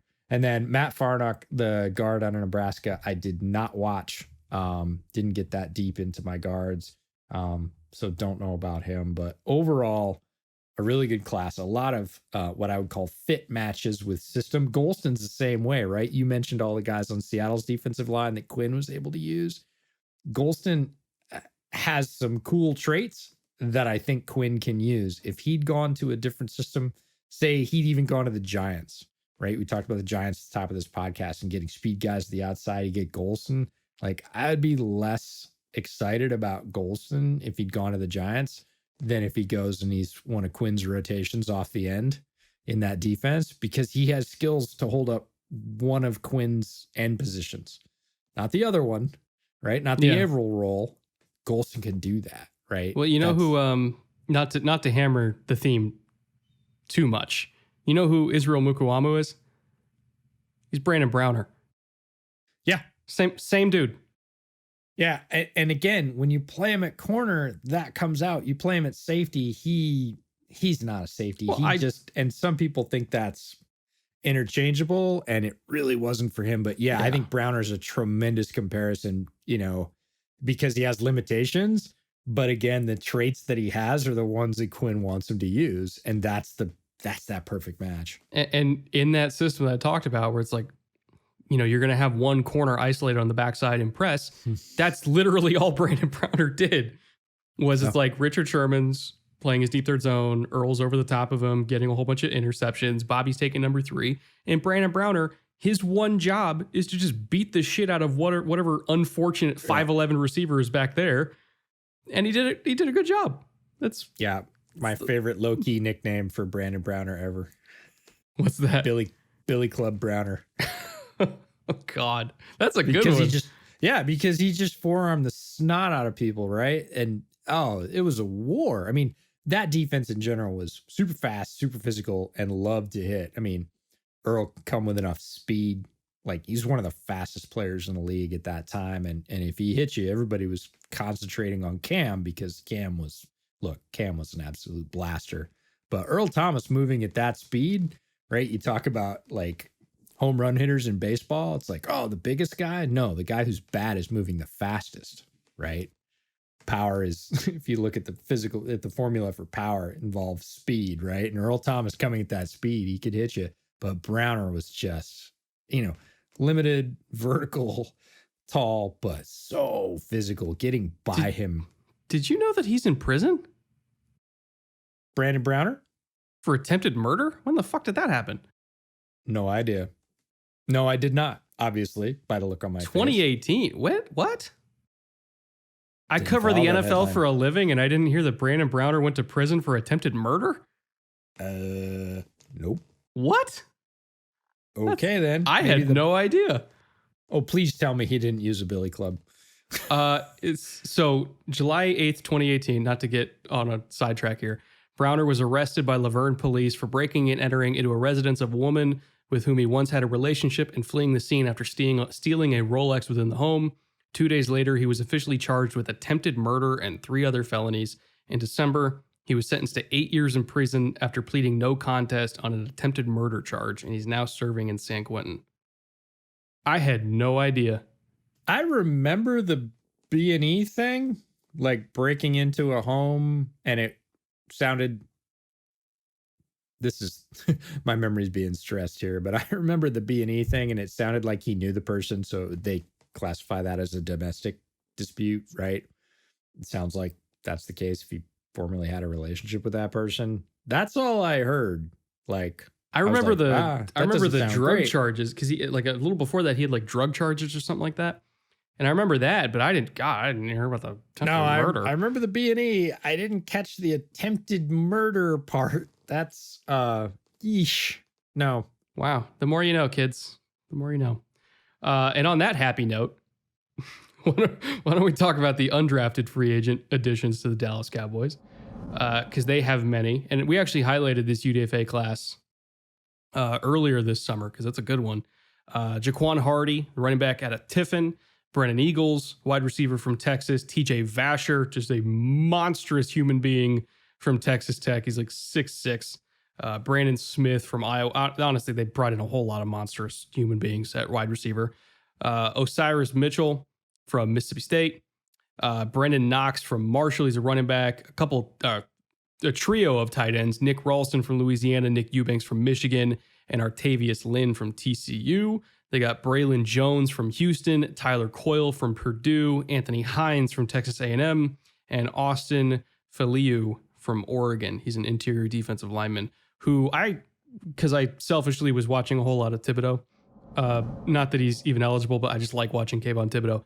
And Feliu actually showed up for me. And I had like a, borderline day 3-ish kind of like, oh yeah, I'd like, let's bring him in and see what he can do. Kind of grade on him. So UDFA sounds about right, but I liked him. I thought he had some skills. He's good. And like, he reminds me a lot of the guy that the Bears drafted in the late rounds, was Shakir Tonga from BYU.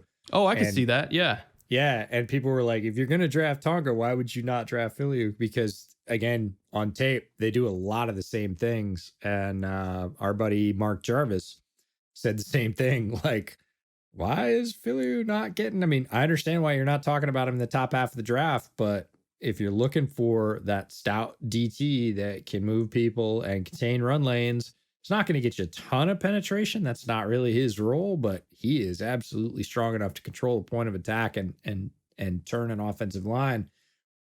Why is he not getting some play in the later rounds? And glad to see he got picked up as the UDFA. Tyler Coyle is really interesting, super athletic. They have him listed at linebacker. He was a safety at Purdue. So again, one of those sort of hybrid players. And yeah, in terms of the all-tower team for wide receivers, you're talking about Brennan Eagles, TJ Vasher. Brandon Smith was not super tall, but he's incredibly athletic. And then we talked about them drafting Simi Fehoko. So they have like 3 guys between their draft class and the UDFA class who are over 6'3" at wide receiver. Eagles notably so, and Vasher not short either. Just you put those guys, they're going to be in the back row of the offensive photo. Let's just put it that way. Yeah, Dak's going to have no shortage of red zone targets. I'll just say that. Play man coverage at your peril. Now let's get the veteran free agency additions. They did retain Jordan Lewis on a 3-year deal, which I felt was like crucial for them. I like Jordan Lewis a lot as a player. Carlos Watkins they brought over from Houston, kind of an interesting, penetrating interior rotational kind of guy. Like this team has an infinite amount of guys that can play 3 technique, it seems. Brent Urban from Chicago is coming off a really good year. Took kind of a 1-year mercenary contract for less than $2 million. Phenomenal value for a guy like Brent Urban. Again, coming off a really, really nice year. Terrell Basham they brought in from the Jets. Brian Anger, the punter, coming over from Houston. Let's see. Malik Hooker took a less than $1 million deal to try to, rehab his career. Natural fit at free safety. Health has always been a concern with him. But man, going back to his time at Ohio State, the range, the ball skills. I remember there was a story where when he was an underclassman and they had a whole bunch of dudes ahead of him at Ohio State because it's Ohio State, of course they do. And so he was, basically just going against the ones in practice on defense because they would practice against the twos. And they lost count at 40 for the amount of practice interceptions that he had in 1 year as I think it was a true sophomore. And he absolutely wrecked a very talented Ohio State offense that had like 10 dudes going to the pros over the next couple of years. He destroyed them as a sophomore. I want him to stay healthy so bad. Oh, he's so good when he's healthy, but he's just never healthy. He is like top 5 deep safeties in the league when he's healthy. And I don't say that lightly. Like his skill level, his range, his ability to catch one-handed, his ability to stay in coverage. Unbelievable, but he just can't stay on the field. And again, Dan Quinn is super familiar with a deep third, very fast, high range leverage safety, right? He knows exactly what to do with that guy. I just want him to have him available because it will bring a facet to that defense that's so needed. And you just want to see it happen, right? But the reason you get that guy for less than $1 million is because he's been made of glass so far. He just cannot stay on the field. So, yeah, big ups to Brent Urban. Brent Urban's massive value. He's going to eat a lot of downs for Dan Quinn. Dan Quinn's going to love him. I was sad to see him go. I understand why he did. He made a ton of plays last year for the Bears. Underrated, certainly not a high-profile guy, but always had his assignment and usually made 1 or 2 plays a week on top of that. So the kind of guy you want to add. And then DeMonte Casey, again, brings him from Atlanta. Like I liked Casey in the draft. Dan Quinn knows exactly what he is. He brings him along, can help teach his system, and then brings Keanu Neal too, right? Keanu Neal, if you're looking for like the Earl Thomas, Well, it kind of sounds like they want him to be linebacker. I understand, but I mean, Cam Chancellor could have been a linebacker, right? It was before that was in vogue, right? But he absolutely could have been that dime backer role that we see being more popular. And it's like Malik Hooker and Keanu Neal, like let's keep them both healthy. That could be a ton of fun in Dallas's defensive backfield. And then you also got Donovan Wilson there too. Like they are not short on safeties at all. They've got at least 4. And, Tyler Coyle being projected as a safety, so that's 5. Like that right there, like it's even if you take more injuries because this is a very injury prone safety core, like they're going to be fine. Like it's a very, very deep safety core. Jeremy Sprinkle, they also brought in a tight end to be their TE3, I guess. Well, I don't know. He'll probably get a lot of snaps because he's a better blocker than the other guys they got. But, for $1.1 million, bringing in a blocking tight end. And then Noah Brown, they retained on a 1-year deal, also for about $1 million. Because why not have 10 receivers? Why not? They don't have enough. $1 million there. Pretty soon you're talking about real money. So overall, man, like this is one of those rosters where you look at it and you're like, okay, that's a strength. That's a strength. Quarterback is a strength when the quarterback is healthy. And I don't want to speculate too much on Dak's shoulder because it's kind of a weird injury. It's not like a normal football injury. It's more of a baseball injury. It's like under the shoulder. So they contacted the Texas Rangers to ask their training staff, like, how do you guys normally deal with this? Because it's just kind of a weird injury for a quarterback to have. The word out of the Cowboys is he's going to be okay, but I'm not going to speculate on it. But when Dak's healthy, he's a great quarterback. Running back, also an elite position group for them. They're 3 deep there and very, very strong. Defensive line, they've got a whole bunch of dudes that I'm really big fans of. DeMarcus Lawrence is great. Neville Gallimore, huge fan. Odigizua, love him. Linebacker, can't say they're short on talent there, especially with the two dudes that they just drafted. And then secondary, the retaining of Jordan Lewis. Corner is, we'll see what happens with the young guys, but again, they're at least 4 deep there with talents that we like. So phenomenally talented roster and a coaching staff that I feel a lot better about this year than last year. It's hard for me to be down on the Cowboys. And I'll say it once more. This is the year, EJ. It's going to happen. I'm not down on them, and we'll find that out as we pick our best and worst at the end of the show. Not down on the Cowboys. And, we over-index on quarterback because guess what? It's the most important position in sports. Yes, you still have to have a team around them, but as Dak goes, so goes the Cowboys for a bit, right? If he's there, they have every chance to win the division and win playoff games. Like no doubt about it. You look at the roster, they could do that. Without Dak, they could win the division because again, it's the NFC East, and who knows, are they going to go anywhere in the playoffs if it's not Dak at the helm? Not deep, I don't think. That would be quite the story. So again, the offense, if you look at it on paper and it's all healthy, it's as good as any offense in the NFC. Receiver loaded, running back as strong, too deep as any running back duo in the league. But if they have some injuries like they did last year, they drop off really quickly, right? Zeke was injured, Dak was injured, defense had a range of injuries. Amari got hurt again. Yeah, that'll just cut the guts out of any of their chances. And so again, we'll see if they stay healthy. Absolutely a force. Why don't we talk about the best NFC East players for fantasy this year, specifically Underdog Fantasy. And remember, if you use that promo code Brett down in the description below, you'll get $25 free to play on the Underdog platform. You can use that for any contest you want, but in particular, the Best Ball Mania contest, which is a $3.5 million prize pool and $1 million to first place, costs $25 for entry. So you basically get a free entry into that.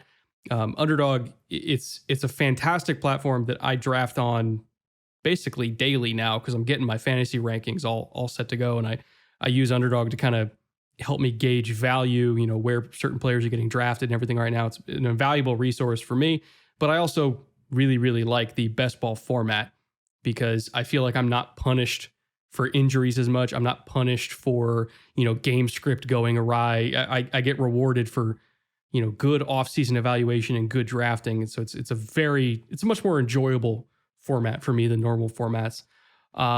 My first of 3 NFC East players that I'm targeting heavily on Underdog is Darius Slayton, which I know we talked earlier about how we're not really sure what's going to happen with the Giants this year.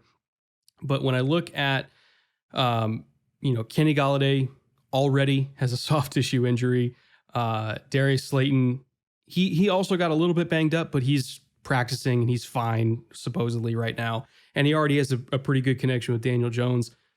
I still feel like he's going to get a lot of targets in this offense because he'll be available and he has a connection with the quarterback.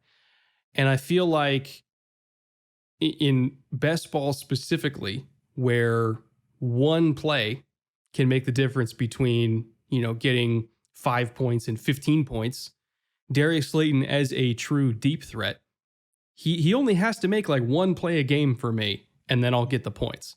And I feel like for as streaky as he is, best ball favors that kind of streaky player, and he's super explosive. Again, we don't even know if Kenny Golladay is going to be ready by week 1. We'll find out soon. Like, I don't know. I like Darius Slayton, and the fact that you're getting him dirt cheap on Underdog, he's going really, really late. I think it's good value. Yeah, we like Slayton a lot. We talked about him a lot last year, and he's got, this isn't leveraging your pick on a rookie, right? Demonstrated ability to get open, demonstrated ability to get open deep, and consistently, like you said, connection. Daniel Jones understands where he's going to be if he stays clean with the ball. He does get it to him. They've had a productive relationship, so I don't mind the Slayton pick at all. And like you said, he's not going to be on the top of anybody's board. especially with the recent injury. It might even drop him down a little bit farther. So value-wise, like 2 thumbs up for that. My first is the guy we talked about, Terry McLaurin. Bombs away with Fitz. Can't wait. Not going to be a tremendous value because that's not an unknown. There's no secret there. McLaurin's been ascending since he got drafted. Now has a quarterback who can get him the ball deep. It's not so strong on the value proposition, real strong on the points proposition and the consistency. He's gonna get targets. He's the number one in Washington. Fitz, as long as they have a decent connection, you're going to get points on McLaurin every week. So it would work for traditional fantasy format, but in best ball, he's going to be the kind of guy that anchors you, is going to be one of your points getters that really sort of bases your score every week, week in and week out. So really excited about McLaurin's prospects this year. And when you look at, so Matt Harmon, he runs Reception Perception, which is a great resource, by the way. Terry McLaurin's success versus man coverage rate is like 95%, which is insanity. There's like 4 guys ever that have hit that. He is an unbelievable talent.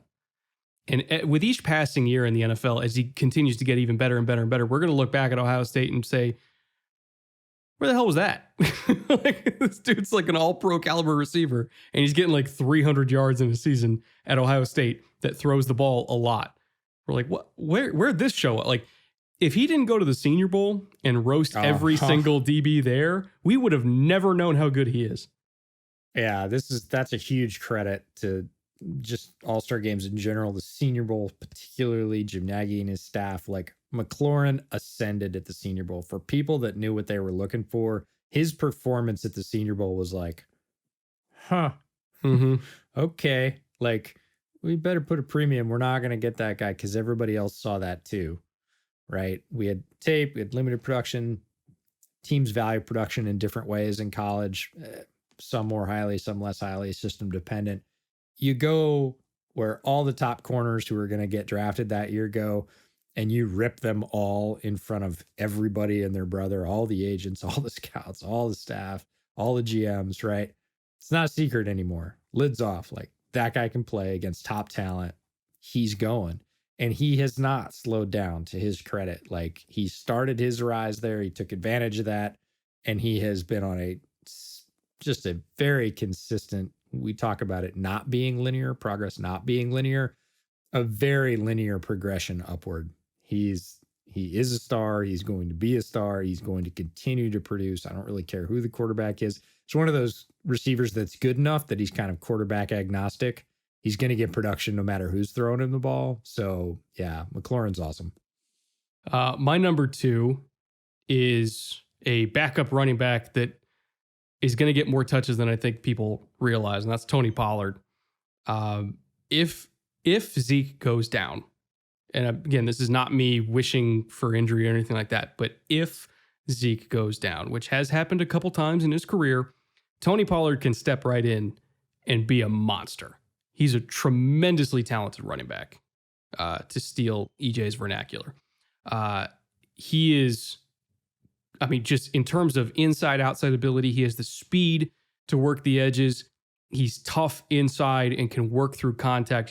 He's great in terms of being able to, get that extra yard or 2 through contact. He catches the ball well. He pass protects. He's like he's a Zeke 2.0 for them. Like, there's not really a gap to me in terms of the talent between running back 1 and running back 2 on that roster. Tony Pollard is a great football player. And the thing with underdog is, if Zeke gets hurt, let's say like early on in a game, you're not going to have to sit there and say like, crap, I wish I had Tony Pollard or anything like you just get the points for the rest of the game. Whatever Tony Pollard puts up, you get the points. Or even if, let's just get off negativity and let's just say Zeke is healthy all year long, I still think that they're going to have more of like a 50-50 carry split than like a 70-30 carry split. And all you need is Tony Pollard to break one run, which he's very capable of doing because he's super fast. And all of a sudden he's outproducing Zeke. And you don't have to try to, if you own both of them, like let's say you're taking Pollard as a handcuff, which is a common play, he's one of the most valuable handcuffs in the league. If you take both of them, now you don't have to worry about like, should I start Zeke or should I start, like you can throw both of them in there on your lineup, or not lineup, roster, I should say. You could draft both of them and just whoever the hot hand is, you're going to get points. It doesn't matter. You don't have to try to play this guessing game of who's getting the ball or, who's going to have more success on a week-to-week basis. It doesn't matter. You're going to get the production regardless. So I'm a big fan of Tony Pollard.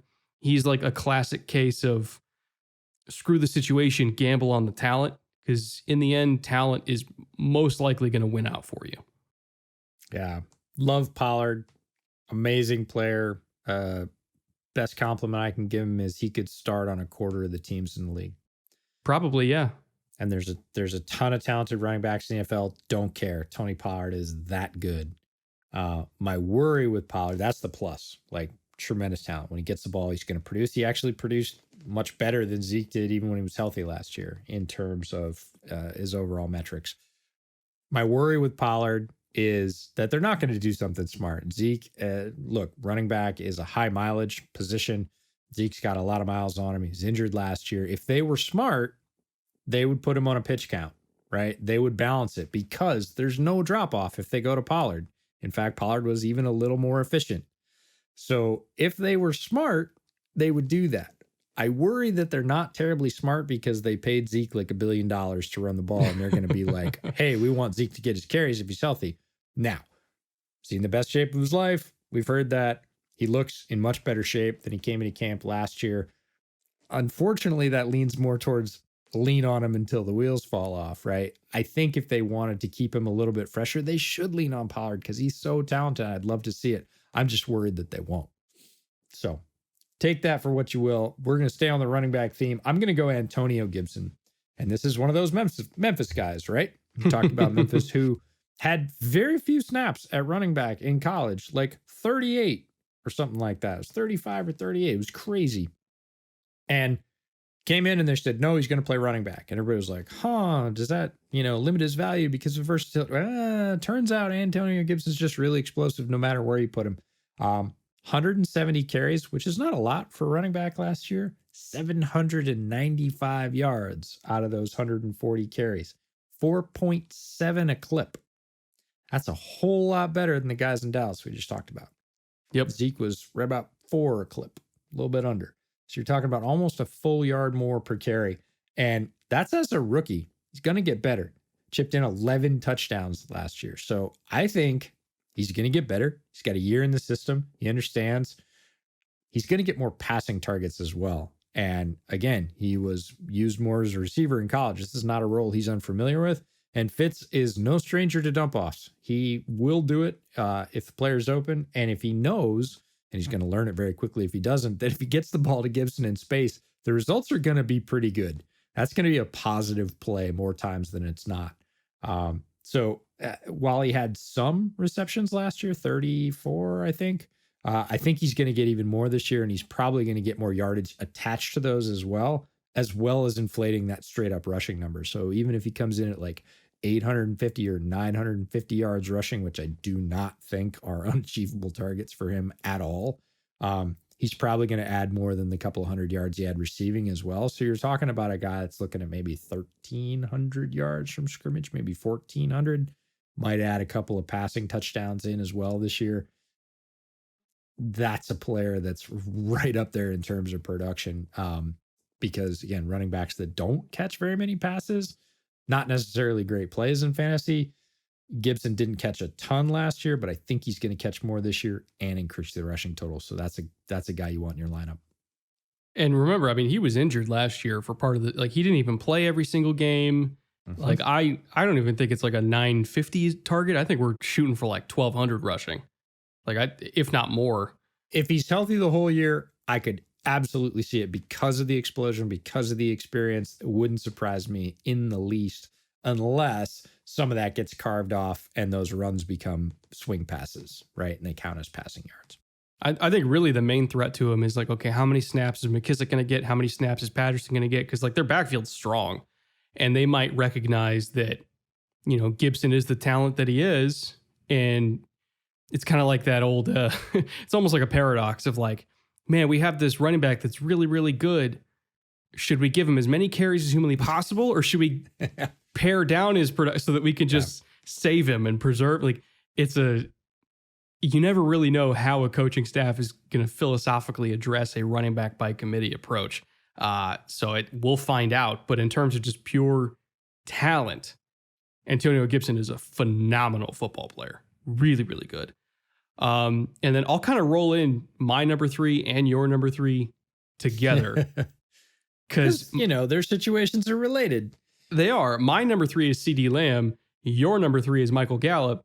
And I think both of us are looking at the Amari Cooper injury situation and going like, well, that's going to help one of them. But if anything, it might actually help both of them, because let's just say Amari's missing games to start the season, or he's not 100%. He's on a pitch count.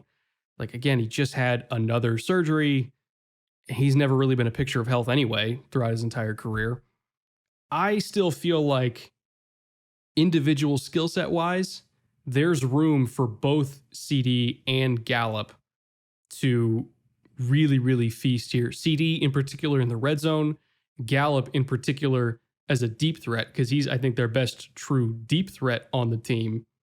And really the only question is, what are you willing to spend? Because CD is going to go way ahead of Gallup, but he also has, I think, higher upside because he's going to score a lot more. Whereas Gallup's the guy where it's like, okay, I'm waiting until way later in the draft, but I know I'm still getting a great player. And I think it just kind of comes down to your approach of, do I want to prioritize that alpha, or do I want to prioritize kind of like the back burner value that is Michael Gallup? Yeah, Gallup is going to come later. And the value, it is more of a value proposition. You talked about a value with Darius Slayton. Gallup's not going to be that much of a raging value because he's more well known. But the difference between Gallup and CD last year was a lot closer than people think, right? Gallup put up 843 yards and 5 touchdowns. CD put up 935 yards and 5 touchdowns. But he took 15 more targets or 15 more catches to do it.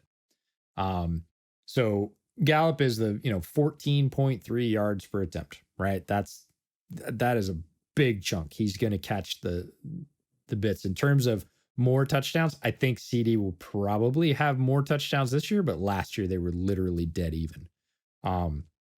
So Gallup, better value. You're going to get him a little bit later and get similar production. CD, more upside. Again, he was a rookie last year. I think he's going to be even better in year 2, probably score more touchdowns. It's just you're going to have to prioritize capital to get him. But again, if you don't have that alpha, like CD is going to be a pretty good like 1A, right? Because if Amari does come back, CD will probably be the number 2 in that pecking order. Either way, both great players in that offense. The only rookie value we have in this entire division, because not a lot of offensive players got drafted, is Devonta Smith. Just the only line I've got for him is don't bet against him. Like everybody's bet against him his whole life and they've all lost. Don't bet against him. He will find a way to be productive and get yards. Don't care who the quarterback is. Hope the offensive line's stable. I hope that for any passing offense, any offense in general. But Devonta Smith is the only sort of rookie value we've got in pretty much the whole division. Which brings us to best and worst. And so it's kind of there's a big if statement attached here, because I do believe that Washington will win the division if Dak is not healthy. If Dak is healthy, I think Dallas will win the division. And so a lot is riding on that shoulder that we still don't really know a whole lot about. Again, the vibes coming out of camp have been positive, but also at the same time, you're like, okay, but he's not practicing. So I don't really know how to interpret all that. The only thing that I can't say I'm sure of it because it's a very hard team to project. The only thing that I'm a little bit more confident in is the New York Giants finishing 4th in division. Not that I think that they're going to finish with a terrible record. I just think a lot of these teams are going to cannibalize each other. And, it might be like a 6-11, 7-10 situation, maybe like an 8-9 situation. Like it's not going to be like a 3-14 situation. Like it's not going to be a Houston Texans type thing. But I do think that there is a gap between, it's not a big gap, but there is a gap between what the Giants have versus what Dallas and Washington have. Again, all health being equal. So I do have the Giants finishing fourth. I don't think they're going to be a bad team, but I don't think that they're quite on the level of those others. Yeah, I'm going to go out on a limb and say Washington pulls it together this year and wins the division. I'm not necessarily going to make it dependent on Dak health, although we talked about that as the primary wild card in the division, right? If Dak is healthy, that offense looks really good. Hopefully Quinn elevates the defense to be able to keep people from putting up 40 burgers on them every week. But either way, I think the Washington football team is incredibly talented. Again, we talked about Rivera's steady leadership. I think Fitzpatrick is enough for them at quarterback to maximize their offensive weapons, which they've continued to collect. The defense we talked about being very good in the front, very good in the back.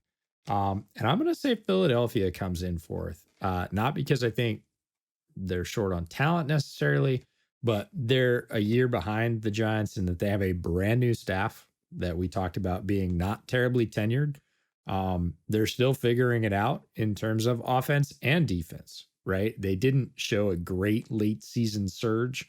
And then they reshuffled their staff. So they're starting over. If they gel very quickly, and we have seen young staffs do this when LaFleur came into Green Bay, I realized there's a very different X factor there that helped them achieve success quickly. But if a staff comes together quickly, teams can win early in a new staff's tenure.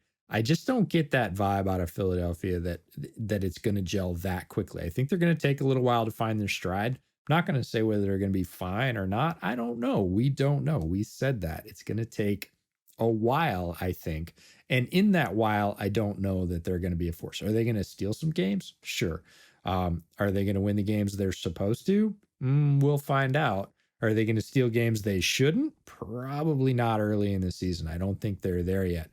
Again, as long as the wheels don't come off the Giants, they did have a late season sort of gelling moment under Joe Judge, and they started to play some really good football. So I'd say they're a little bit ahead. Maybe just ahead of Philadelphia. Again, I don't think the Giants are going to run away with anything and Philadelphia is going to be a 2-win team. It's not what I'm saying. I just think Philadelphia probably comes in fourth. Again, it's a wild division, but I like Washington's chances based on talent, coaching, where they're at. I'm going to say they win the division. It's fascinating how all of these teams are so conditional in terms of, sure. It's like Dallas is conditional on Dak's health. Washington is conditional on, I think, some of the non-football things that are going on right now that could potentially put them at a very large competitive disadvantage if the wrong person gets sick at the wrong time. Giants are conditional on, does Daniel Jones take another step, even if the receiving core is really banged up. Eagles are conditional on, how does this young coaching staff gel, and is their young quarterback progressing? It is like the NFC East is always impossible to predict, but especially this year, it is impossible to predict. And it's just all question marks. It's all end question marks. I have no idea. Like, again, we're predicting like, oh, we think it's Dallas or we think it's, I don't fucking know. Like, if you told me tomorrow that the Eagles went like 13-4, I'd be like, well, that's implausible, but sure. Why not? Yeah, no, it is.